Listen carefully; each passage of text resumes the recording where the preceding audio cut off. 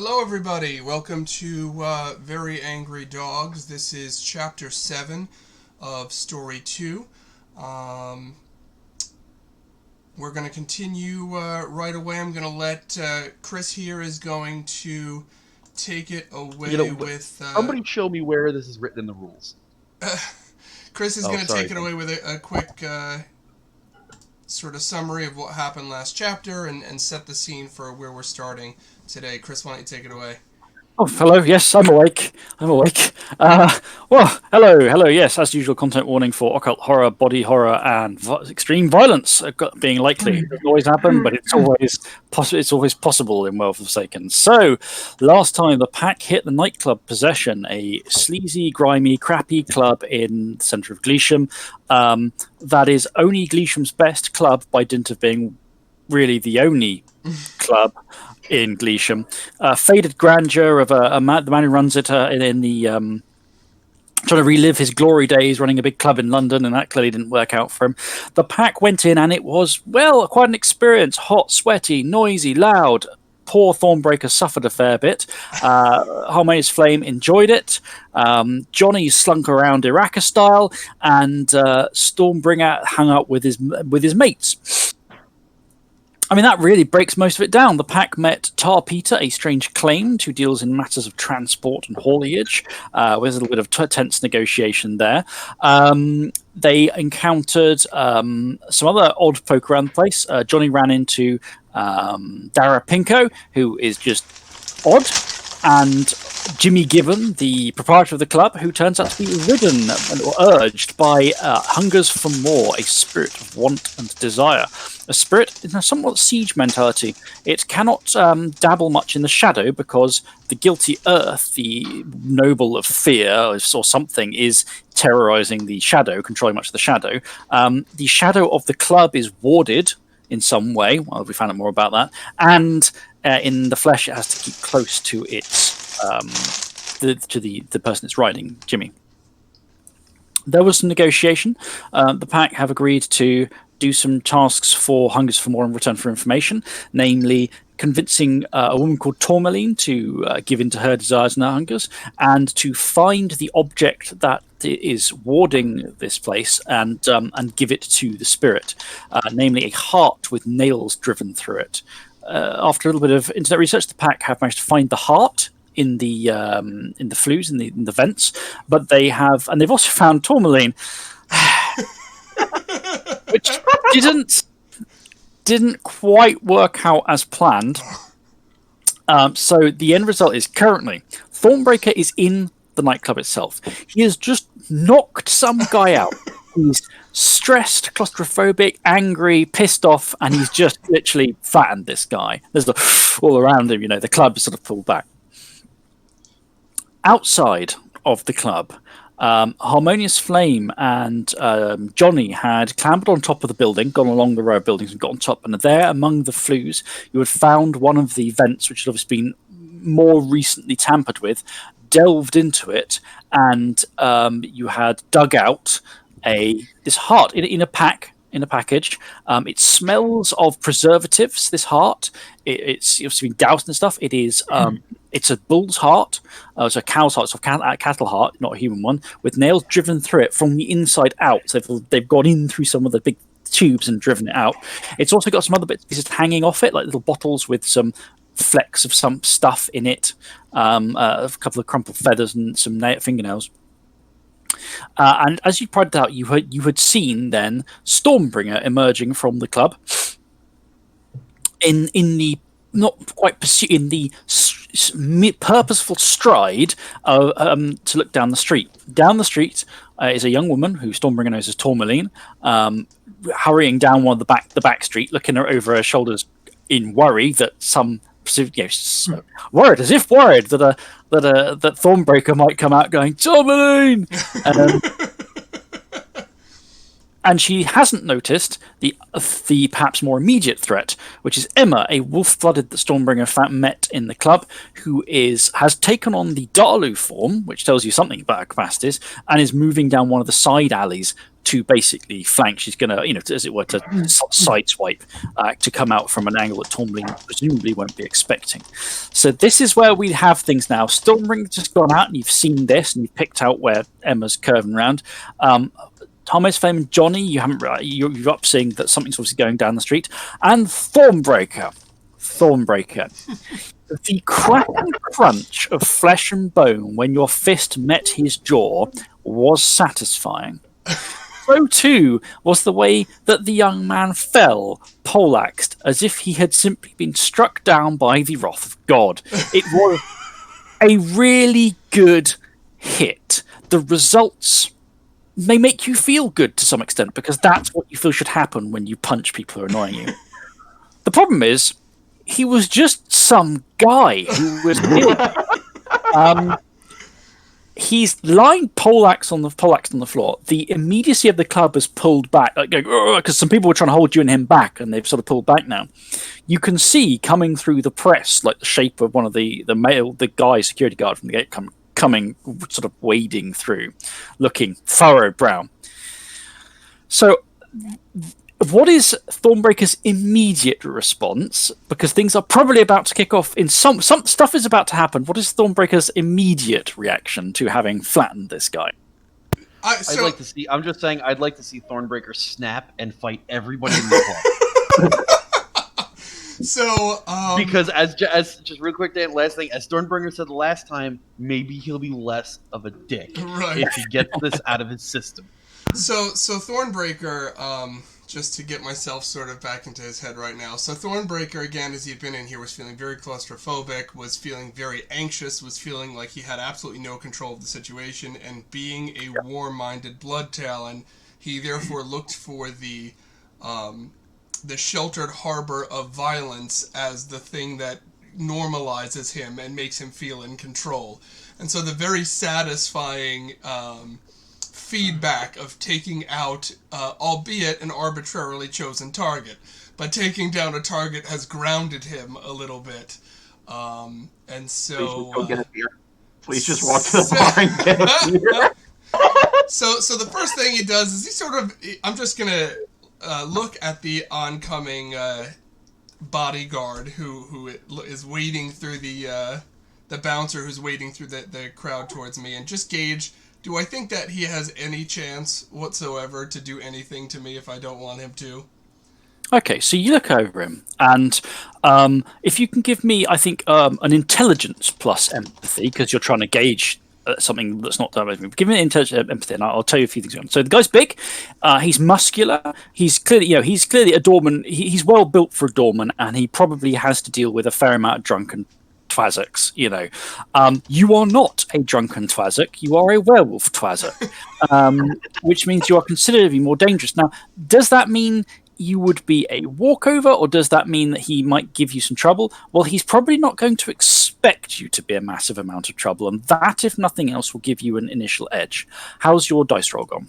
Okay, so just to also preface this to the viewers, Thornbreaker's empathy is broken because I took the Moon-Kissed merit since last session, which means I actually get 9 again, meaning 9s and 10s explode on my expression rolls, because he was blessed with a voice from Luna. But his empathy is broken. And therefore, my 10s don't explode on empathy rolls. So we're rolling 3 dice for this, and that's all we're going to get. So let's see how we do. 1 success! I did get 1 success. That's exciting. Okay. You remember looking at the guy when you were passing and coming in. You're looking at his body language, how he's coming over now. He's confident. He sees nothing to be worried about. He's a bit frowning in terms of like some guys laying out, but he didn't actually see much of what happened in the initial blow by blow. All he seen was right at the end, and he doesn't know how much of you two have been laying into each other up till this point. So, firstly, he is not expecting you to have the capacity that you have. However, he's quite big. He's moving through the crowd in a view. He's pushing people away, and they're mostly getting out of the way. He's not incompetent. if this came down to a brawl, he's big enough, he's strong enough, and he's clearly got enough wits about him that, I mean, would he be a threat to you? No. Would he be a threat to you if you are in a nightclub where turning into a werewolf is going to be a serious compromising moment? Yes. Okay. Is he likely to act as a threat to you? No. He's not going to just throw down and beat the shit out of you. He's going to try and drag you out of there and chuck you out. Okay. That information sinks in. The attack comes from an unexpected direction. You don't worry about the damage because your bashing regen will pass you through this fairly easily. But a handbag, a fairly heavy handbag, whacks you quite hard on the back of the head. As you turn, there are a gaggle of young to middle-aged women, 3 of them, of sort of cascade age range, wearing dresses that are too small and too tight for how cold and wet it is outside, who are going at you. One of them's taken one of her high heels off and is like threatening you with it. One of them's like whack you with a handbag. The other one goes, it's Gary Fowler. He knocked out our Mikey. Fucking Gary, we'll get you. And now ripples are spreading, and someone goes, "Oh, one of the fucking Fowlers in here," and basically you are being battered. And you can defend yourself fairly easily, but you can't not get hit at all because there's no room to avoid some woman trying to fucking hammer you with a handbag. And she's not. This isn't that little old lady. She's really giving it some fucking welly. Your main saving grace is they are drunk and thoroughly ill-equipped for combat, even if they were competent at it at all. A woman tottering at you in high heels trying to whack you with a handbag. She's not really a dangerous assailant, but there is an edge in the crowd around you. You see, whoever Gary Fowler is, clearly a number of the locals do not like Gary or the Fowlers. They believe you are Gary Fowler. And you, Gary, have knocked out Mikey. And that is going to be a problem. The security guard, the bouncer, has hastened his pace through the press, which is cramped in slightly. Now, there's a bit more confusion because the fight is sort of starting to basically expand around from you and Mikey, poor fucking Mikey. Now it's taking these 3 women and a young guy there who's like pointing angrily at you, going, "We know where you fucking live, Gary." Gary. Yeah. It's beautiful. Yes. I never want to hear it about me sticking my nose in it again, sir. You've pissed off the entire town in one night. But to be fair, they think you're somebody else. I think I'm somebody else. This is ideal for me. Not for Gary, unfortunately, but it is ideal for me. I'm going to make a stealth... Put on a false British accent first in case you have to talk. Dude, but yes, it should be terribly false because it'll be hilarious. No, I can't speak because then they'll know I'm American, and then the Gary Fowler disguise is gone. I have to remain silent. They're drunk. Fake accent. They'll never know the difference. All right, so I'm gonna try to make a stealth and dexterity roll to disappear into the crowd and then extract myself. I would give you a -5 to that roll. In this situation, you are in a nightclub surrounded by people who are looking at you. I apologize. You make me deal with door. If you can do it, fair play. It's that it's impossible, but it will be really fucking hard. It would be really hard, and I don't know that I can pull it off. Okay. You're not Naraka. Your name is not Johnny Galloway. My name is not Johnny Galloway, is right.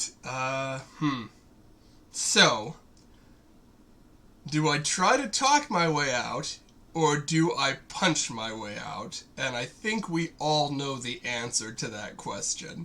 So you're gonna try and talk and fail miserably, because that's what you do. No.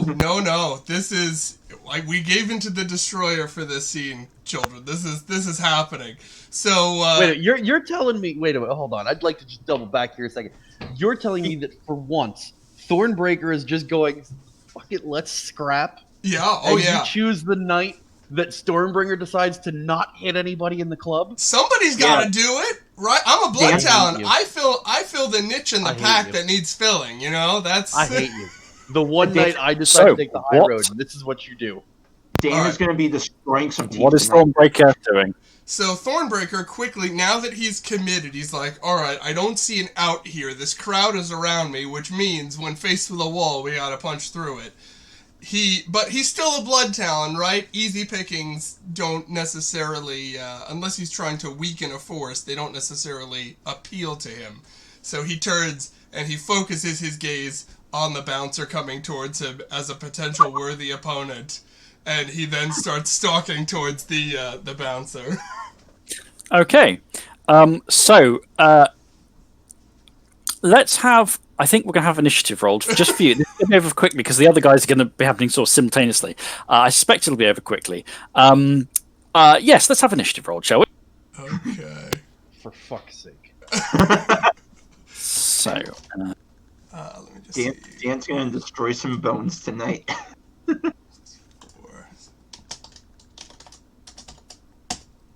That's an 11 for me.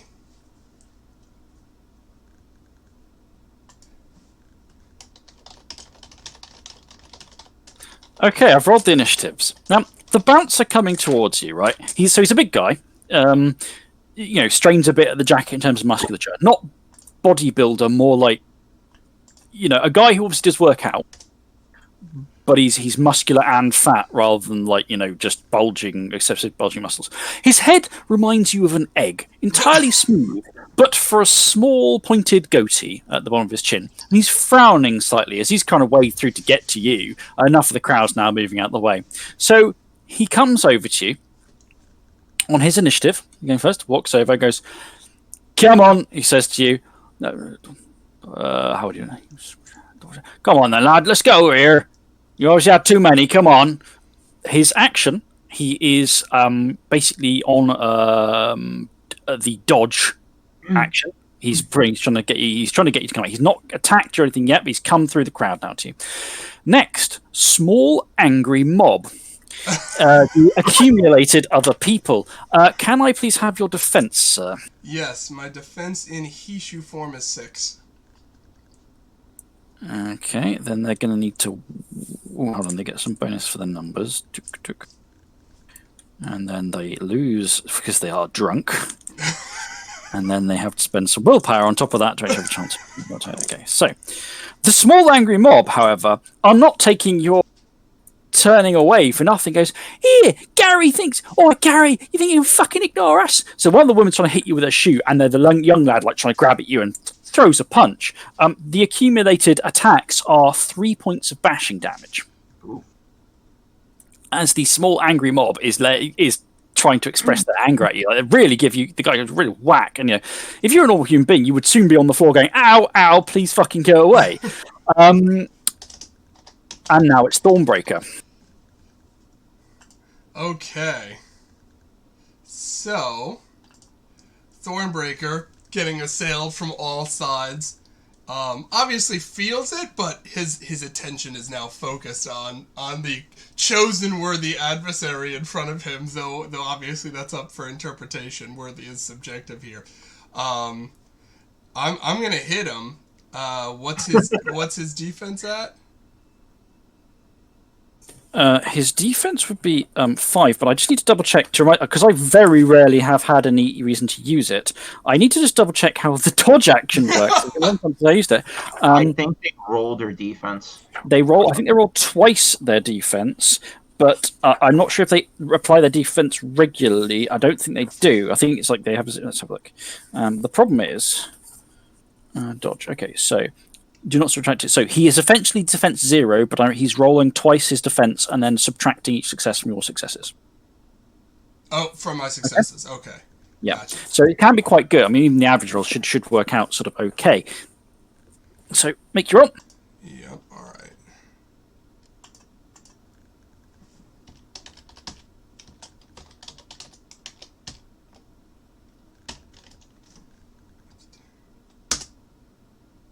No, that didn't work.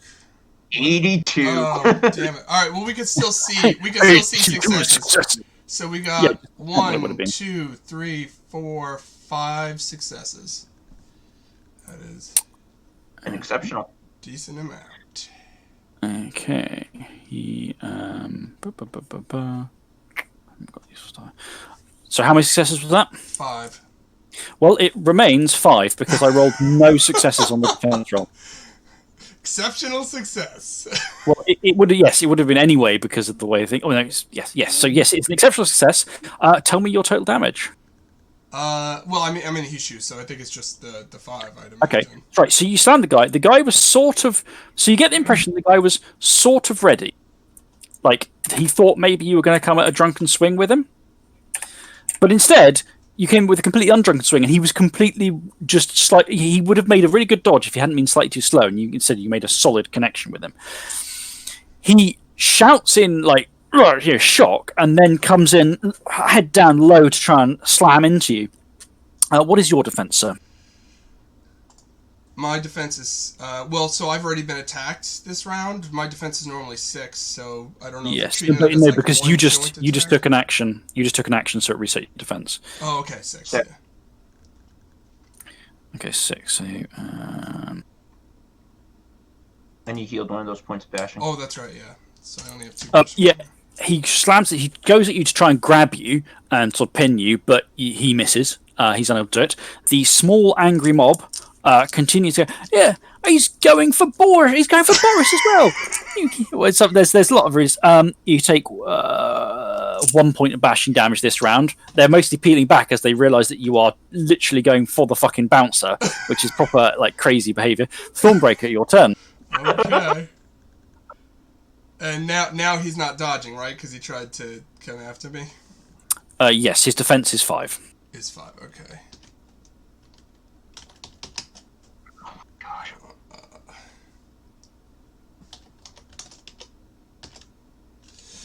Do I want to spend my last available point of willpower? I think I will. Go for it. We're committed. We're committed right now. Does the destroyer apply here in destroying all of his social standing in the town of In destroying the social standing of Gary Fowler. Good point. Good point. I'll give you that one. No successes on this one. Okay, so you swing. He steps away. Tries to catch grip. Comes back in at you again.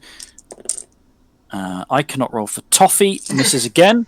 The small angry mob are losing their steam. Like they wound themselves up in a slight drunken anger, but like they're really burnt. They've hit you pretty solidly though. Okay, well, the woman with the fucking shoe hits you with luckily not the spiked side of the thing. Quite hard, like whacks you really side to side jaw at the bad moment. Take 2 bashing damage. Okay. And Thornbreaker's up. But the little mob has basically run out of. They've literally run out of points of willpower. So they've. Like they're not going to be attacking you from the next round on. They've just burned out, and seeing this fight going the way it is, they're mostly backing away now as you're laying into this bloke. What I've learned here is that the worthy opponent was actually the small angry mob. Yep. All right, so I don't have any more willpower left to spend. So with his defense reducing my 8 to 3, we're gonna roll the 3. That's a success. Okay. Again, you whack him. He steps. He sort of stares back, like nursing his. Where you've hit him, there's doing his jaw where you just clipped him, cracks his neck, like frowns, and then decides he's obviously right. Fuck it, we're gonna fucking sort this. Comes in at you, all that attack and willpower, and I missed. I can't roll any successes.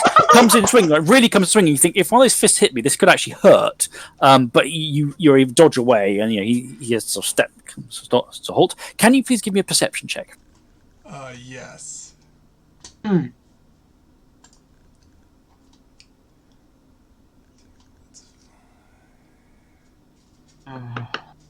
Okay.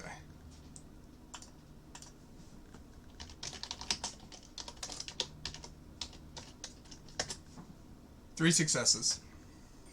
Okay, you're there. You're trying to keep the club is getting a lot quieter around you. The music is still going, and stuff around further away is sort of still the party's still going. But people, a large chunk of the centre of the club have seen what's going down, and a lot of people like pulling back and trying to get out of the way and let the bands do the thing.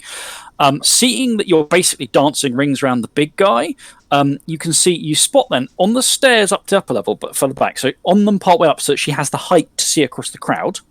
There is the security guard, the other bouncer, the woman. There, short dark hair, sort of pockmarked face is there. She's got 2 phones. One of them is obviously a personal phone, pink, I think, and she is filming. The other phone is to her thing, and she's just like talking urgently. She's there's a pressive crowd between you and her. She's filming and she's on the phone, and you probably can make a reasonably good bet as to who she's likely to be phoning. Thornbreaker, your turn. Okay. Can I... what do I want to do? Can I make it to her to take the phone? You would have to cross like a whole chunk of the club through packed people who are even more tightly packed because you've caused them to avoid an area in the center of the club. So the crowd between you is even more thickly packed.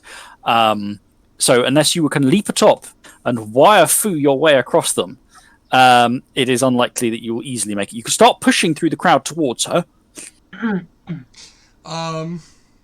Okay. Let me,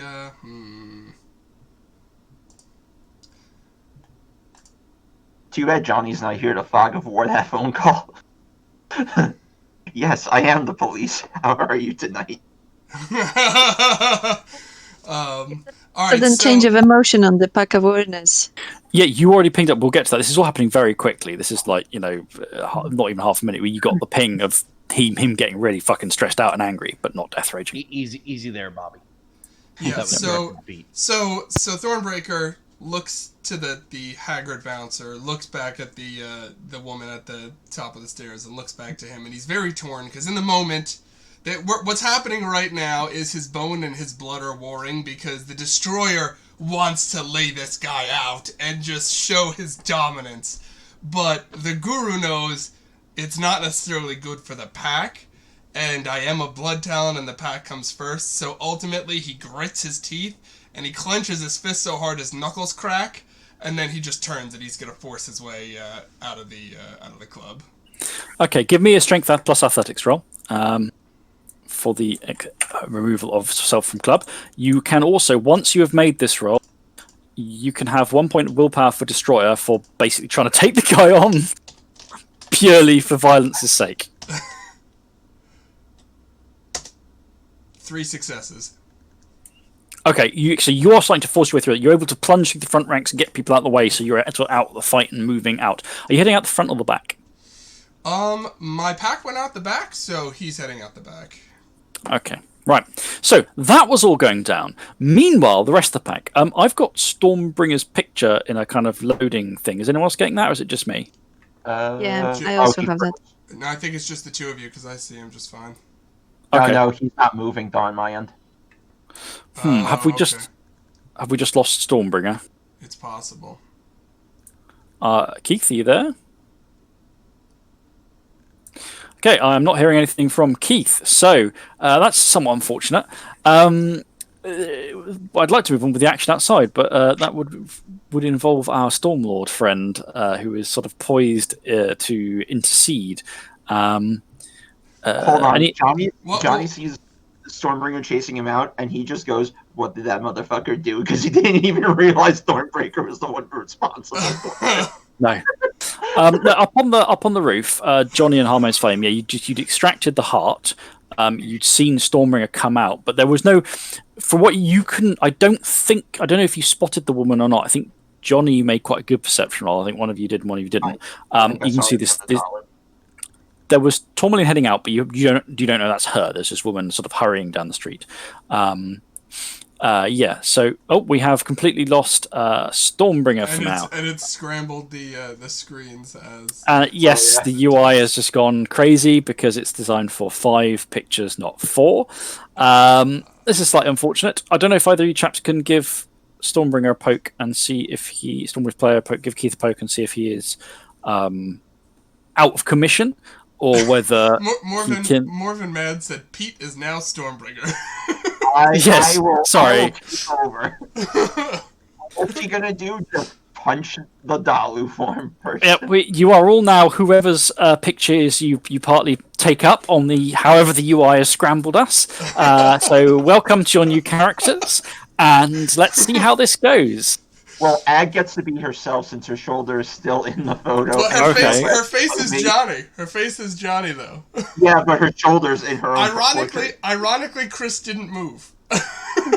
Aha, yes, I am secure in my power. No one else can challenge me as storyteller. Morven says, Pete, give your best Stormbringer impression. And Ag is playing 2 characters. Roar, I'm angry. Roar, I'm gonna punch them. Roar, I'm gonna call down a storm. Make it rain! Do we have any comms from Keith? I texted him, see if everything's okay. Yeah, we don't yet. What I'm going to try to do, I'm going to see if I can't capture just our Discord call for now, just so that people can see us in a normal way. Yep. Let's see. Yeah, if you can shut that across, so we don't look completely bizarrely chopped up. Sorry about this, viewers. We had a very unfortunately timed player vanishing. It was kind of necessary. Yeah, it is kind of handy to have Stormbringer with us.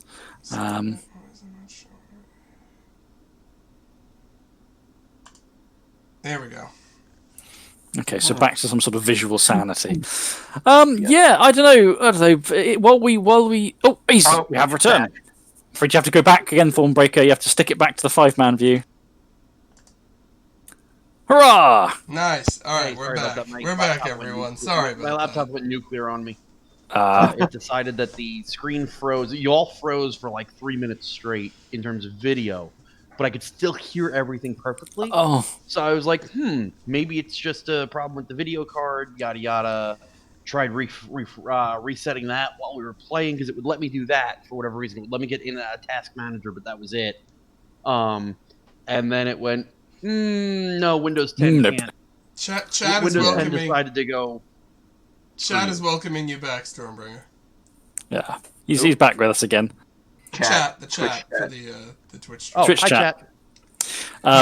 Yeah. So what did I because miss? The last thing I saw was Dan was getting the 999 called on him. Pete He did a decided that great discretion setup. was the better part of valor, and is in the process of forcing his way out the club rather than hanging around. Now that's going to take a little while before he gets out the club, and all this is happening anyway. So you other three, we have Johnny and Harmonious Flame on the roof. Oh, I'm coming through some speakers. No, hold on one second. Sorry, my cord got all tangled up during Anarchy! Anarchy! This stream's complete chaos today. Sorry, I'm good now. My cord got all tangled up while I was Yeah. the laptop. So Harmonious and Johnny are on top of the club. You have extracted the packet, the sort of the grease paper wrapping heart, and then you've seen Stormbringer come out. And you've seen the figures. Stormbringer, you've come out. You see Tourmaline looking back down the back street. She's obviously seen you come out, but she's not like going fucking run. And obviously you are not the person who was coming up to her in the club, you know. So you could be anyone coming out the back of the club just to have a cigarette. You can also see Emma coming in to sideswipe. So, what is Stormbringer's plan as the one who's most relevant in terms of immediate actions? Okay, so I'm going to assume that this would be a presence plus stealth roll. I want to shift to Dalu, but at the same time, he's kind of going to hunch down so he maintains the same relative size, like height-wise. Mm-hmm. I think that's Dex plus stealth. You want a Dex plus stealth? Yeah, it will be Dex. The only reason I said presence was because it'd be the knowledge of okay, well I'm going to grow 3 feet and I have to shrink down 3. It's going to key off Dex. I think there is an argument for some of the social stats, but in this length and darkness, I think Dex is what it'll be. Okay. You want to basically you want to Dalu without really anyone paying attention, which is probably going to be fairly viable. But Tourmaline is sufficiently keyed up that she might. Oh, did you not? Did the dice not like you? No, hold on. No, I just have shitty dexterity. Keith, Chris, can I hit Emma with my hunter's aspect? So you need to actually do some stuff to do that, and she's not paying you any attention, so it will be tricky. Let me double check the hunter's aspects while Stormbringer sorts out his dice roll. Okay, so yeah, you sort of do that hunching as you go, and you think in the dark of this kind of range, you don't think anyone will have noticed that you've shifted form. Let's have a look. Where are the bleeding? Page 98. That's the rule. The Next, next roll that you're probably going to want out of me is I want to see if I want to immediately identify the path that I would need to take to put myself in between Tourmaline and Emma, without kind of alerting Tourmaline to the fact that there is a threat coming at her, or at least what I'm perceiving as a threat. I don't know. Yeah. I want to put myself in between them without kind of keying off that I don't want to look like I'm chasing Tourmaline down. Okay. Yeah, so that's probably going to be something like... it's tricky. Because you need to get over there. The thing is, you need to get over there fairly fast. So to a certain extent, your physical capacity is going to be important. I think that's probably going to be... So it's one component is going to be strength or athletics. The other one then, but you're trying to do it in such a way that you're controlling the situation to basically block Emma from appearing and also avoid her basically being flagged by Tourmaline. So I think it's probably going to be wits plus athletics or strength plus subterfuge. We're going the strength plus subterfuge round. Okay. So Johnny, you wanted to hunt. So how are you planning to do your hunter's aspect? So that's a whiff. So it can be feed off of any stat, any skill, and then my primal urge, right? That's how it works. It can, but it has to make sense for the stat and skill you're using. No, I'm going to approach it like how I would do anything. Dexterity and stealth. She doesn't know. Sorry. It's a power stat. It has to be on the power stats. You are either pursuing, so it's strength, or you are staring down, trying to presence, or you are outsmarting for intelligence. Those are the three broadish categories of how you use it. So I'm trying to more outsmart her through my stealthiness. So it'd be I'm trying to get off of intelligence and stealth. And you have to do something. You can't just hang around on the roof and go neem. You have to do something in the outsmarting. Okay. I rescind my offer then. Okay. I will. I was gonna try to just reduce her composure to help Jack out, but I can't figure out a good way to get my hunter's aspect to go off. Okay, so Stormbringer, what's your roll on the next one? 0 successes. Okay.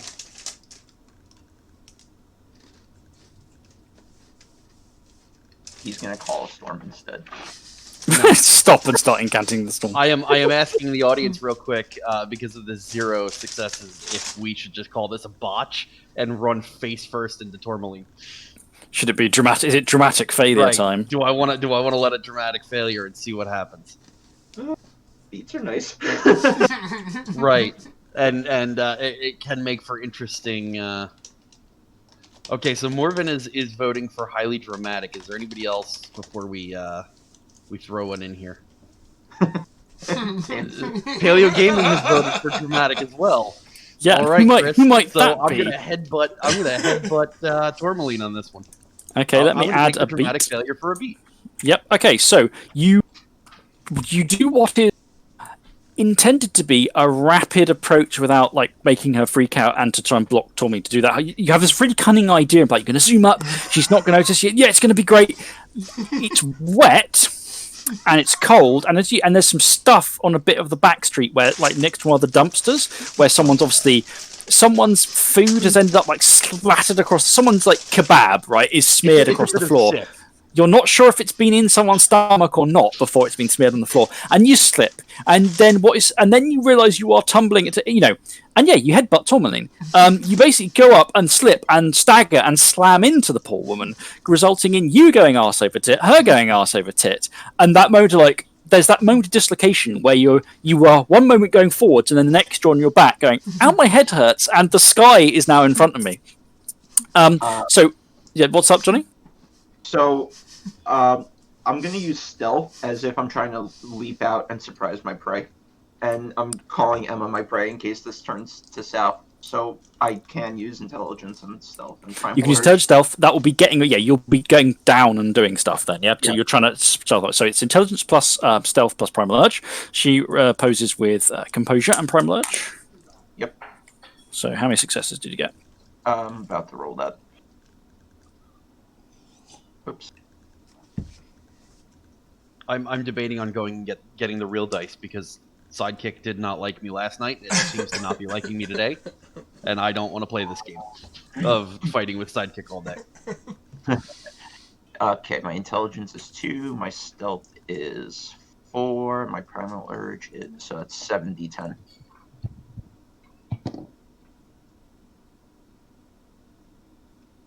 Oh, exceptional success! Oh wow. Okay, I can't remember if it's detailed what happens with an exceptional on Hunter's aspect. Let me just. Okay, so you zoom down. Basically, as Emma is closing in, she firstly sees suddenly out of nowhere fucking Stormbringer bomb into that. She's like got her. She's tunnel focused on from this little side alley she's coming down on Emma or on Tourmaline. She firstly sees out of nowhere fucking Stormbringer bomb into Tourmaline, slam into her, and is like, wait, what? And then as she's approaching, she has the sense of like she's rattled, and she there's the unaware. She's entirely focused on what's going on. So you've applied the aspect. She is currently staring at what's happened in a kind of like, what the fuck way. So you've got tags on you. You are close. You're basically you've crept up on her. She's completely unaware of your presence. She's entirely focused on the mess in front of her, and she is deeply confused by whatever the fuck is going on. So she's stopped in the side alley, going like, "What do I do now? I didn't really expect this to happen." Harmonious, what are you up to? Oh, Chris, to answer your question, she's tagged with unaware for a day. Is that the exceptional effect? Yeah, Yep, she gets. It ends 1 day after. It ends after 1 day per dot of your character's primal urge on an exceptional success. So I only have primal urge 1. So I guess I'm left on the roof holding this heart, and these two bozos have leapt off. They're chasing some people. I don't really want to take this heart out of the premises of this building, because then I don't know if it will completely ruin the enchantment that is protecting the spirit inside. So I'm gonna have to trust them that they won't do something completely stupid, and I'm gonna try to slink back into the club for the front door, because I know that Thornbreaker is going for the back door, and possibly Trouble might be following him. So you're going to go, get off the building, go down the street, queue up at the front. No, I'm gonna just ask my friend Gary to, whoever, what his name was. Yeah. Who your friend, who Thornbreaker just spent some time beating the shit out of. So my other friend then. No, there is no right now. No one's going in the front of the club because you go down, you hop down, you start. I will just wander in the front of the club. There is trouble at the front of the club, like people have racked up. There is a guy at the front who is not one of the bouncers. He's just he looks like one of the bar staff going, "Sorry, no one come in. There's just been an incident, all right, and the security are just trying to deal with it. And we've just locked up for now. Please wait a moment, all right, and we're going to try and get everything under control." Something is happening. You can sense Thornbreaker is angry heading out the back of the club, but that'll be catching up in a moment, the immediacy of what's going on. So Stormbringer, you've slammed into Tommy, you roll, you're lying on the floor, enhanced senses and dialing, she reeks perfume and other scents and alcohol and stuff we can offer as well. But she literally has rolled. Compared to you, her body weight mass is almost nothing, So she's just gone like a 10-pin, a pin roll off. And as you're like there going, picking yourself up, she's picking herself up now, wet down one side, and a bit scuffed, like looking at you in abject horror. You take that moment of like dazedness. You catch that Emma is still in that side alley. She is watching from the shadows, going like, "What the fuck?" Expression like, "What the hell is going down?" Tourmaline is now basically grabbing her handbag and is going to bolt like a frightened rabbit, because you don't know. Does she think you're attacking her? Does she? What's else going on? You don't know, but she is. She's about to run. Okay. What is the situation with Emma? Can I get that? Emma is just staring in confusion from the side alley. She hasn't come out. You've successfully stopped her getting out and attacking Tourmaline or whatever, but she's just looking at you and Tourmaline from the shadows going like, "What the shit is going on?" And Johnny's just in the background like this. Oh yeah, you can see Johnny going like. Johnny is slinking away. Son of a bitch! My screen just did it again. We still have you at the moment. Yeah, you're. I know. It's weird. It's like it's locked on whatever the screen is, but I can't. so I can't see my character sheet because it was not the active screen. You guys Mhm. were. Mhm. So hold on. I'm gonna reboot real quick. Sorry. All right. It's okay. Now I'm prepared. Now we just have our call, so I'm just gonna switch to the call screen. Yep. He has frozen. Yep. So hopefully we'll be seeing Stormbringer again. Sorry, viewers, that it's been a bit of chaos with the obviously connection where Keith is at the moment, which is slightly unfortunate. But No, there I you think go. this is perfect. This is very meta. It's like getting everyone in the mood of the chaos that's happening. They're just like, this stream's all over the place. It's just a giant fucking mess. So a werewolf has finally used their hunter's aspect. Yes, that's true. And in a way, it wasn't necessarily entirely necessary because she was already really confused by everything that was going on in front of her, with Stormbringer just like hoving out of nowhere to headbutt this poor woman in a flying missile kind of shape. I was more looking to apply it because in case Stormbringer transforms in a dark alley, I want her role to penalize that he's hulking out the doll form. Yeah, it's a bit less relevant now, given he's sort of. Yeah, he kind of. All right. Hello. We don't have video for you yet, but we have voice. but we do have hold on. voice. Yes, there he is. Loading in. All right, Huzzah. we're back. This is I'm great here. though. This is also proof positive that this is a live game, right? Because there's no way in our right minds we'd ever show this if this was pre-recorded. All right, so Stormbringer. Technical difficulties. Sorry, guys. You are Yes. picking yourself up So from the. I am going to, as I'm picking myself up, because I can shift at will, and instantaneously. I'm going to shift back to Hishu as I'm standing up, so I don't get up as this hulking beast of a man. I'm going to look at Tourmaline and just flat out be like, "Hey." So he's going to look at her and go, "Hey, I thought I saw somebody follow you out of the club. I wanted to make sure you were right. You looked a little spooked." Okay. Give me. This is manipulation plus. Oh no, that's flat out legit. Like he saw Emma going after. Like he knows that she was. What do you spooked by want to Thornbreaker. happen from this? What are you hoping to happen from this? For her to not think I'm a crazy person. Yeah, Who's trying to hunt manipulation her down. plus persuasion or subterfuge. You are at a -2 because your dramatic failure flying headbutt tackle. It's because she's because you literally just went "Rah!" slammed into her. She's rattled. She's spooked. She is on the verge of things. So there is the -2 penalty to it. One Because success. okay, so you say you go, oh, and your blather of what you say just about has her stopping, partly in confusion, trying to pass what you're saying, not just going to her heels and running. So she's there clutching her handbag as if she thinks maybe you're going to try and snatch it, frowning at you. To help my situation, he's going to hold his hands up and step back a little bit. And she says, "Are you with that guy in the club? the guy who was there's a weird guy because he sounded American, and you sound like you've got an American accent as well. Is this some sort of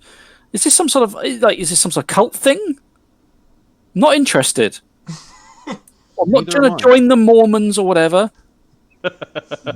No, it has nothing to do with that. A friend of yours, right? Do I want to say friend of yours?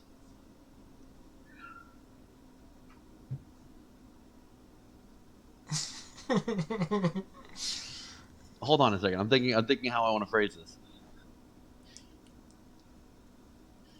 Why do the least social characters always get involved? The social roles.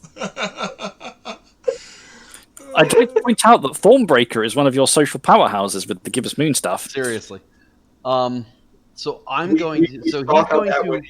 Chris. So Sternberger is going to say, I happen to notice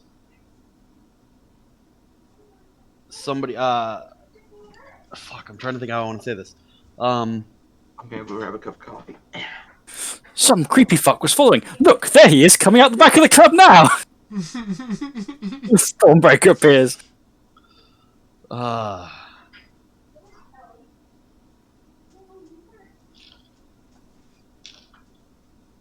right, I'm just gonna flat out lie, and we're gonna see what happens.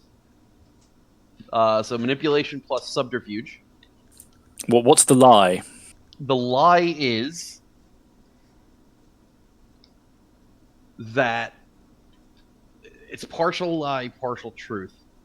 The lie is that I recently, moved to the area, or the truth. I'm sorry.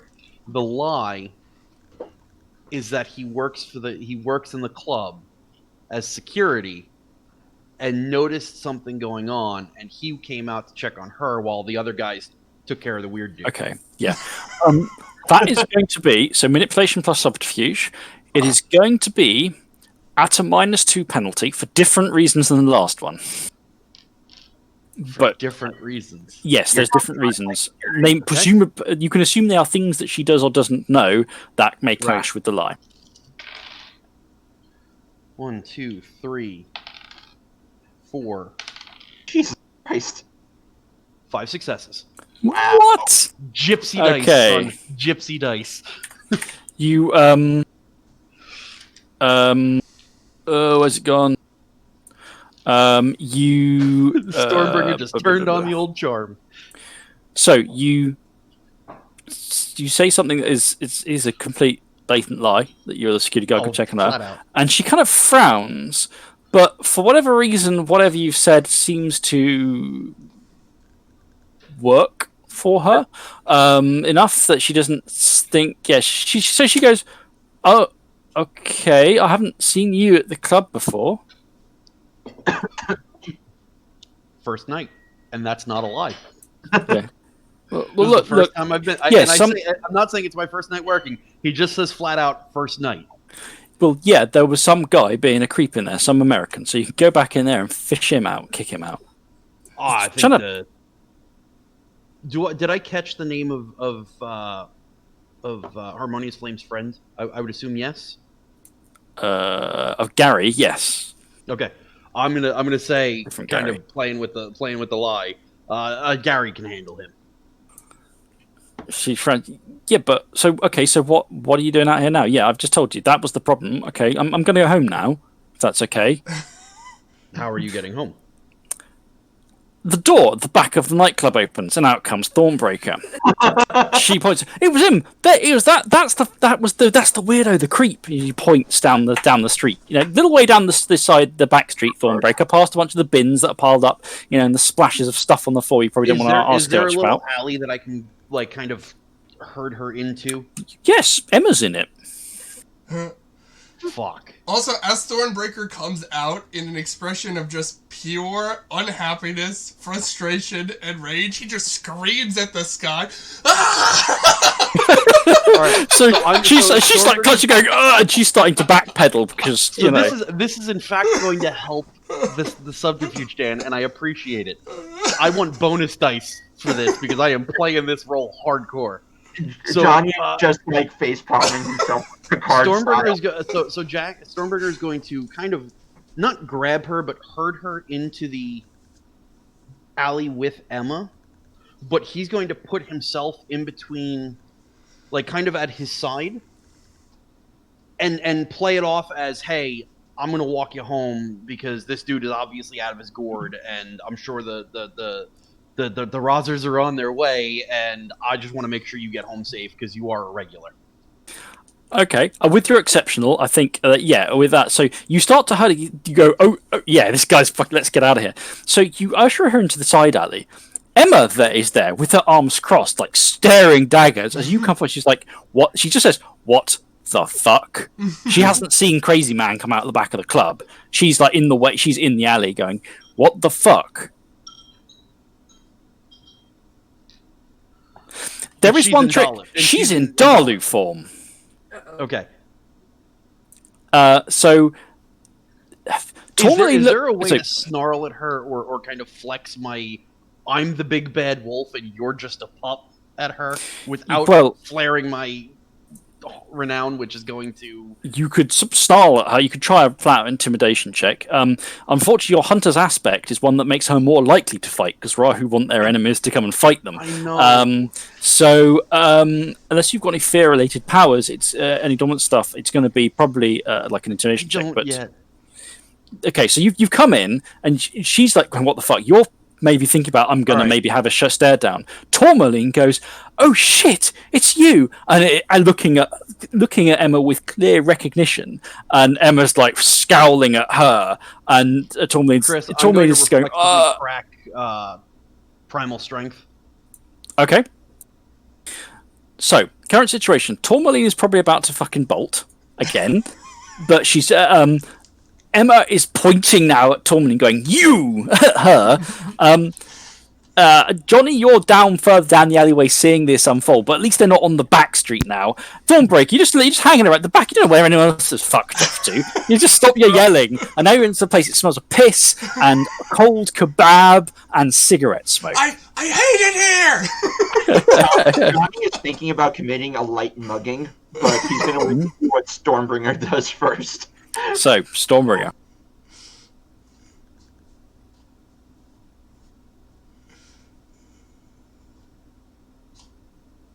Look how considerate he is. He is chewing with his mouth closed. He is keeping himself on mute.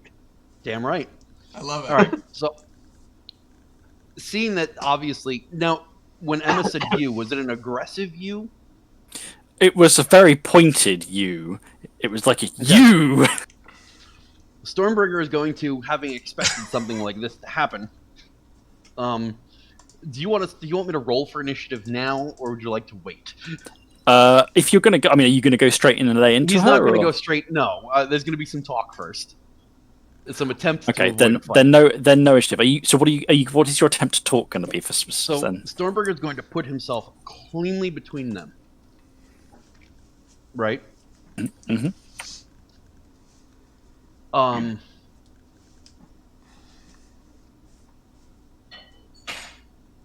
And I'm just gonna flat out be like, "What's your problem with the young lady?"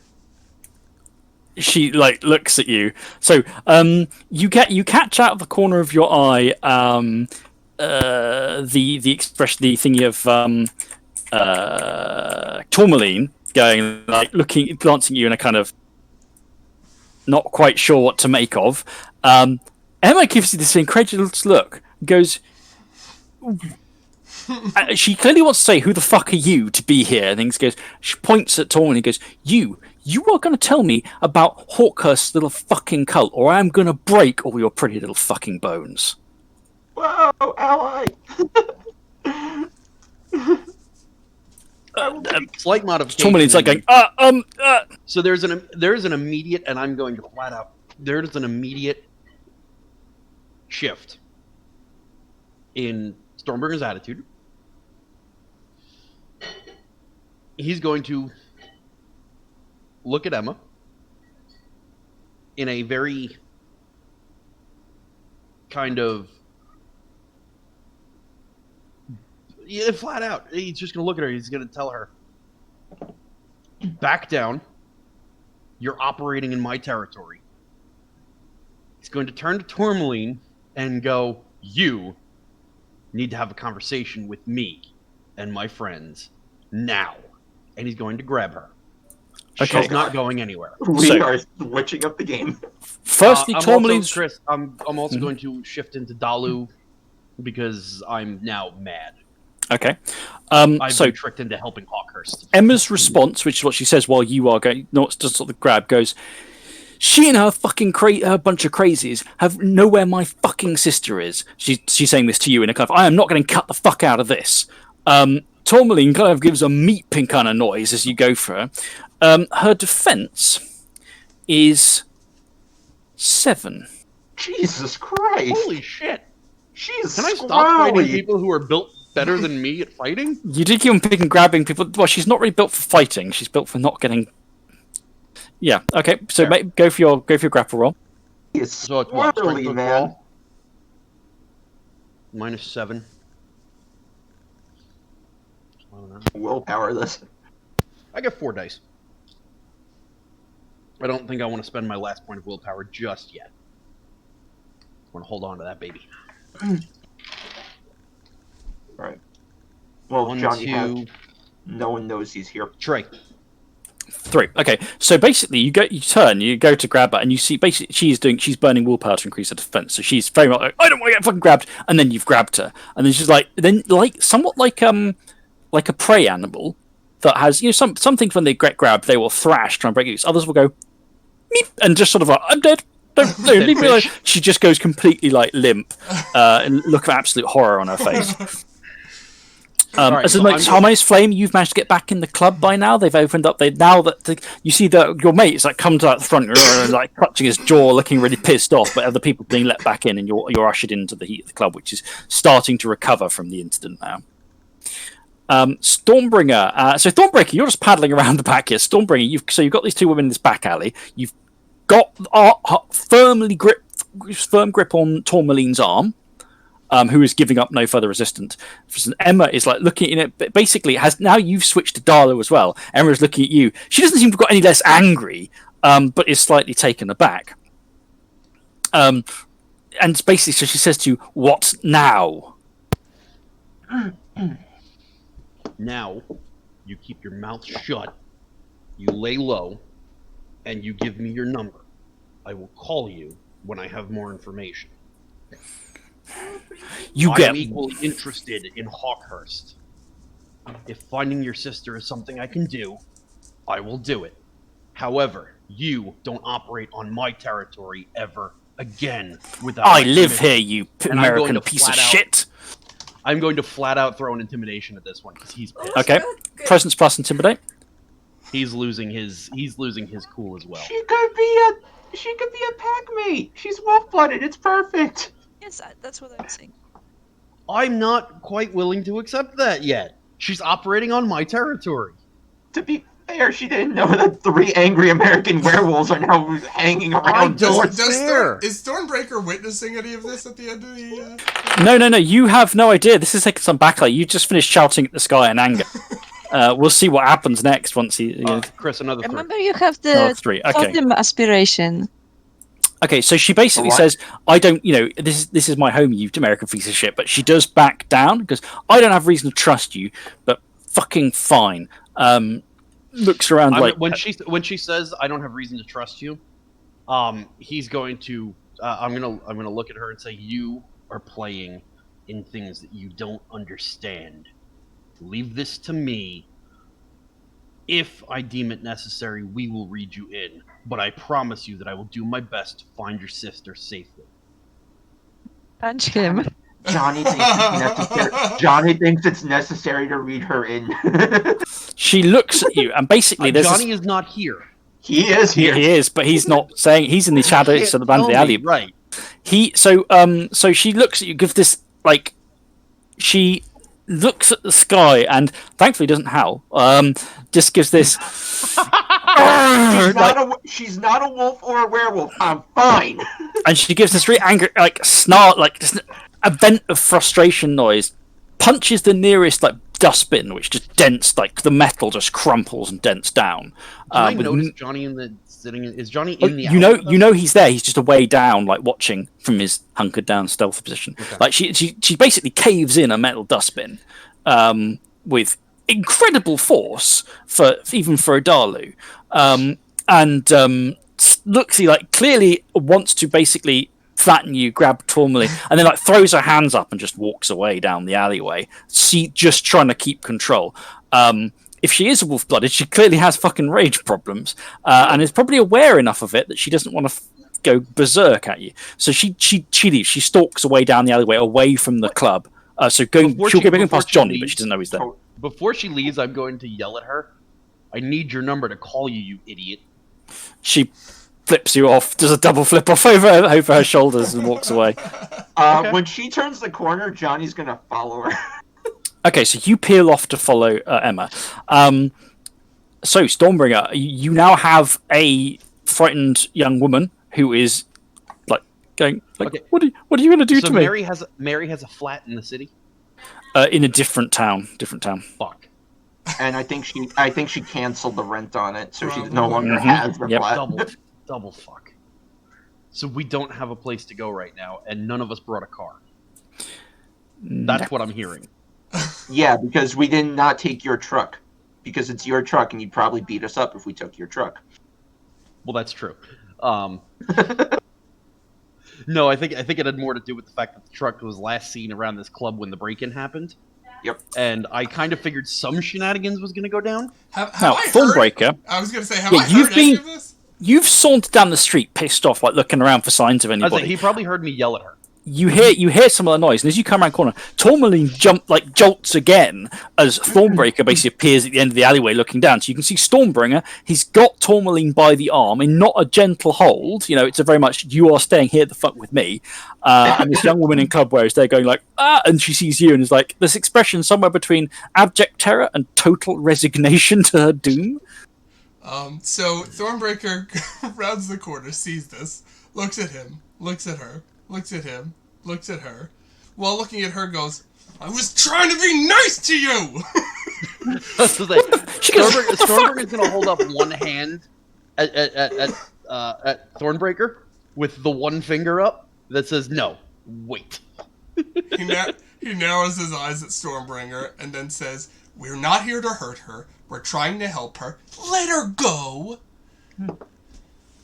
I look at her. I look at him, and just flat out, she's involved with Hawkhurst. I understand. Let her go.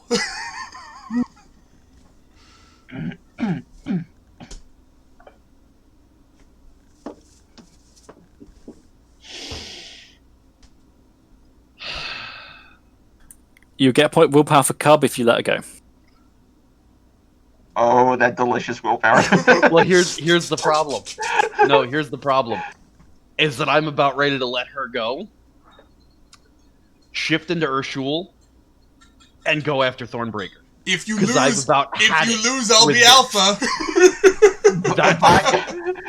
He's about had it. By the with way, this. I just want to let you know your Death Rage trigger is the pack, which would involve dealing damage to your pack. I know.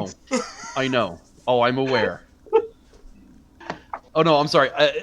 I'm only in a pack member takes specific. I have to cause. Oh shit. Yep. And in a challenge, I would cause lethal damage to a pack member. Yes. Excellent. No. Back me into this corner, why don't you, Dan? All right, Dan, even or odd? I don't care. Even. Pick one. Oh God. Okay. No, we're fine. So for a moment, a flash of pure, unadulterated rage crosses Sternberger's face. He lets go of Tourmaline, but kind of in a not a rough shove, but in a forceful kind of like a push back towards the wall so she can't escape.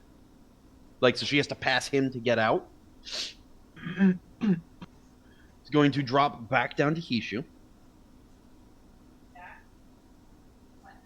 Throw a deadly glance at Thornbreaker.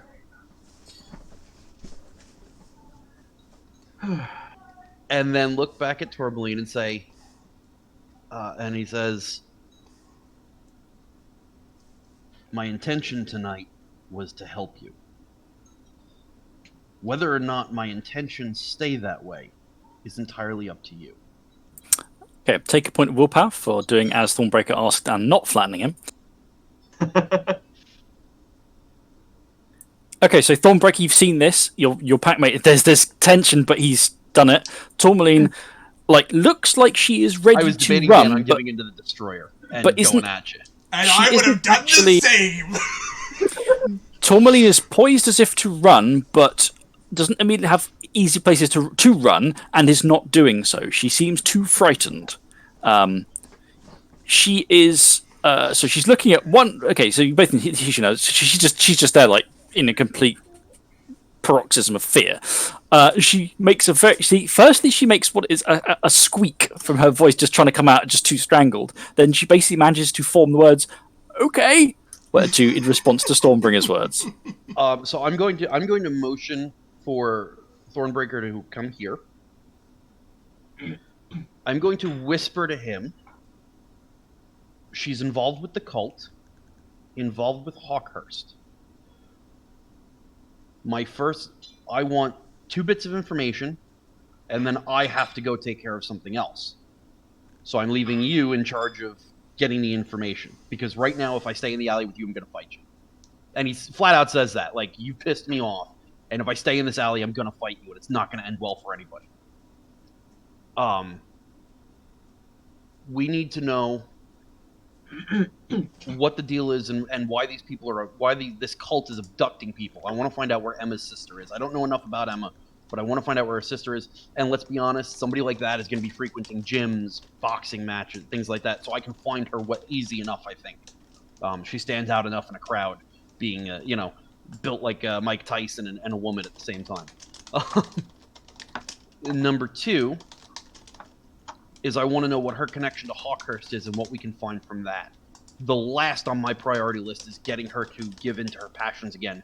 And if part of that is breaking her hold on, or Hawkhurst's hold on her, then I'm all for moving that up in the priority list. Because if we can break the hold, she can give us more information. Plus, but that's basically right. But that's basically what I want out of this conversation. And then he's going to walk away. Now that Thornbreaker is in the position to stop Tourmaline from running. And when he walks away, he's going to kind of give that shoulder thump, like, this isn't over yet, but there's more important shit to deal with right now. Which is, in his own way, kind of following the Stormlord thing of show no weakness. The pack divided is a weak pack, so right now he's doing what he has to maintain a unified pack. And he's going to head back into the club to go back up Harmonious Flame, because I don't trust all the spirits in there, and I know there's some bad juju, and one Hume Thornbreaker should be able to handle. One would think. What do we think? I said one would think. One would think, yes. Fair. I think you said, "What do you think?" Okay. Like we were polling the audience for something. No. Okay. Okay, so Johnny, we'll get to you in a bit. Harmonious Flame will get to you in a bit. So Thornbreaker, you have a terrified club goer in front of you, who is staring at you with big wide eyes and a kind of how much trouble am I in? What's your gambit going to be? So, hold on 1 second. Sorry, the dogs must have heard someone living outside and are very upset about it. Very angry dogs. That sounds like Mocha. Surprisingly, it is. The little one has the biggest brave in her.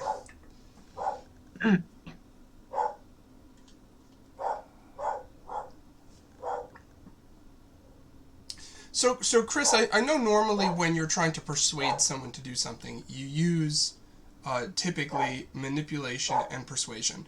But I was reading in the book, it looks like you can actually use expression and intelligence if you're trying to make a sound, logical argument for something. Yes, but it would be very hard for the circumstances of a sound, logical argument to a terrified woman when you're a burly guy who has trapped her in a back alley after she's fled you from a club. Fair. She is abjectly terrified of you, and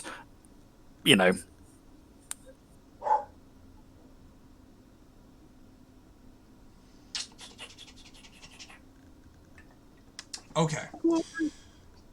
Yes, Voice of Glory is going to have to happen. I'm just trying to decide how best to apply it here. And don't forget, you could have had a prophetic dream from Mother Luna being like, I totally aced this. Yes. Yeah. I had a prophetic dream of Luna warning me not to say anything dumb. The moon goddess going, look, fucko, right, don't stick your foot in your mouth. The way my dreams would go, it would be more seeing the horrible outcome of me saying something dumb and knowing what not to say. Dogs, that's enough! Hey. Hey, you be nice to us angry dogs. Yeah. So, let's see. I'm going to make a... Would I have... I mean, she's terrified of me anyway. Would it even matter if I try to make a persuasion roll? Isn't it still going to be equally penalized as to me trying to talk It about really her? depends what you're trying to say and do. So he's going to basically try, and that's why I was trying to say would expression and intelligence matter. He's basically going to point out, like, you seem nervous. I'm guessing that's because you've gotten caught up in something that's really bad. But as I've said to you previously, we are trying to help you. So while I understand you're afraid, and I'm not saying you don't have good reason to be, we really don't have beef with you. I don't know you. Okay. You have nothing I want directly from you. I'm trying to legitimately help you here. Definitely going to be manipulation or presence plus persuasion, I'm afraid. Now- It's just there's no sort of rational... This is purely you're trying to break through to this woman who is terrified of you to basically cooperate. So Now, Dan, in support of the normal hustle, would Dan not get a willpower back for not giving into the destroyer and fighting me when I very subtly said, No. "Bring it"? yeah. And he No, stuck no, with the it's guru and convinced me simply to let her go. opposing. That's not really guru enough. And telling your Try packmate to just not to do something bad like that is not. Yeah, it's more cub for you than it was guru for him in those circumstances. Yeah. So I'm really trying to give her the impression, I'm not trying to lie, so I don't know that it would be manipulation. I'm really, because I'm being genuine here, so it's really trying to project my being genuine, so I think presence does fit more. Yep. And I will go ahead and spend the essence for Voice of Glory, so that's 3, 4, 5, 6, 7. That'll be 7 dice.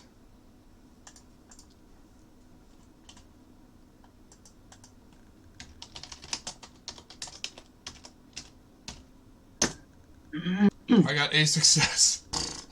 Okay. She remains terrified of you. However, she's basically just staring at you, going, "What?" She's waiting for you to kind of get to the point. She is at least content that you do not seem to be immediately trying to murder or do other horrible things to her. But she's now at the point, like, she's now both tightly wound, and terrified, and also bored.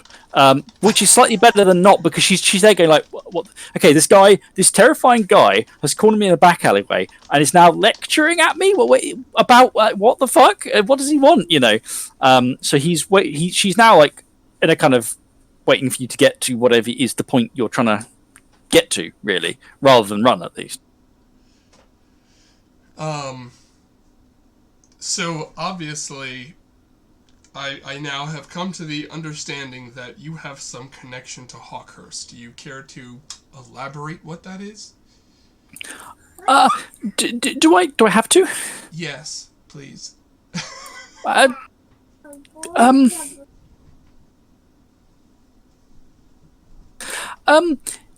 Well, she looks around down the alleyway in a kind of plaintive hope that there might be some help coming, and it doesn't appear to be coming. Well,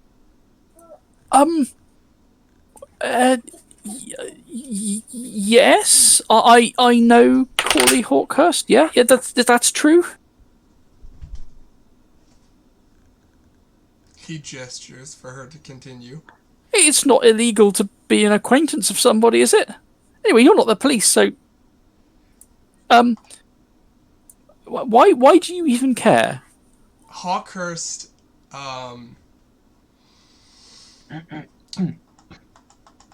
Hawkhurst has his hooks in someone that I care about.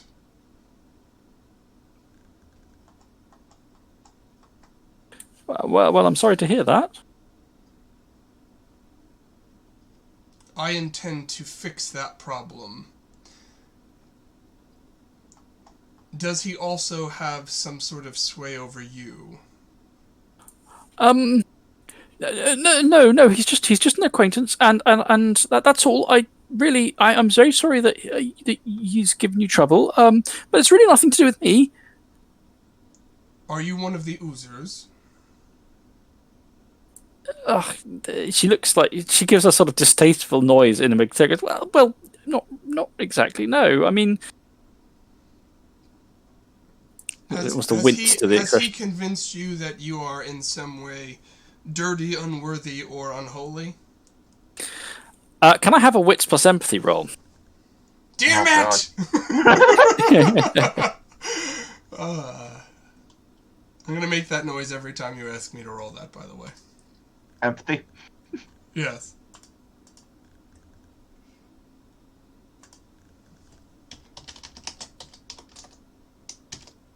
At least ones don't subtract from successes on Yes. this. Whew. Alright, 2 successes.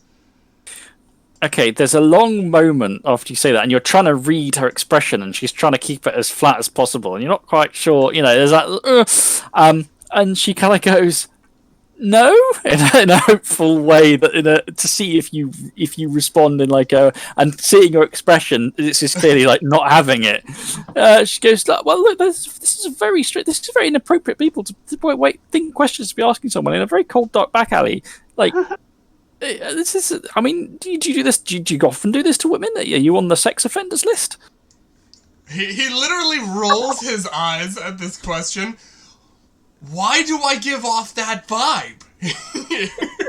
She looks and goes, "Because you stalked me and your buddy into a back alley, and you've trapped me in the dark at night, and now you won't let me go, and you're asking me weird questions. It's pretty much that kind of vibe, my guy." Yeah, that's a fair point. So she looks cold. Yeah. He's gonna take your off empathy his... roll. She has very successfully diverted you off that tack. He takes off his jacket and offers it to her. Aw. She kind of takes it in a like, is this going to be some sort of am I in hock to you now? Come away, but just takes it, 'cause it, puts it on. Look, we want to help break whatever hold Hawkhurst has on you. Obviously, Do you often help people by running them down in alleyways? I'm But not- slamming into them. Your mate headbutted me. he says, "I'm not good at this. I'm not good at it. Clearly not. But I care and I try." God, you're actually worse than me. Christ, it's actually a slight bit of. It makes me feel slightly better to know there's someone actually worse at this than me. His face drops a little bit, not in anger, but in sort of disappointment. But he says, "Look, I want to help you." Are you new at this? Yeah, kind of. Can we walk? I can still smell that place, and I've had a really shit night, and I'd like to take a walk, and I really need some information from you. So can we please take a walk? I promise you, I do not intend to hurt you in any way. Fine, but we go on a walk to one of the streets where there are people around, because I don't want you trying to rape me or eat me or whatever other bullshit you things do. I accept that. I accept your terms. Right. Fine. So you turn and walk towards the main street. Now we'll get back to you in a minute. Johnny, you have been going after Emma, who was stormed off in a huff. She shifted down from Darlu and is like wandering down the street and is punching everything within reach. Not people, but punches the wall, walks a bit further down, stops, snarls, punches the wall again. And then she eventually huffs, hands in pockets, scowls, and then sort of starts to stride off through town. So you're just going to try and track her, basically. Keep pace with her and follow where she goes? Yeah. Well, I actually wanted to talk to her. So it's... Okay, you're just going to try and intercept her, are you? Yep. Okay. What's your opening gambit here?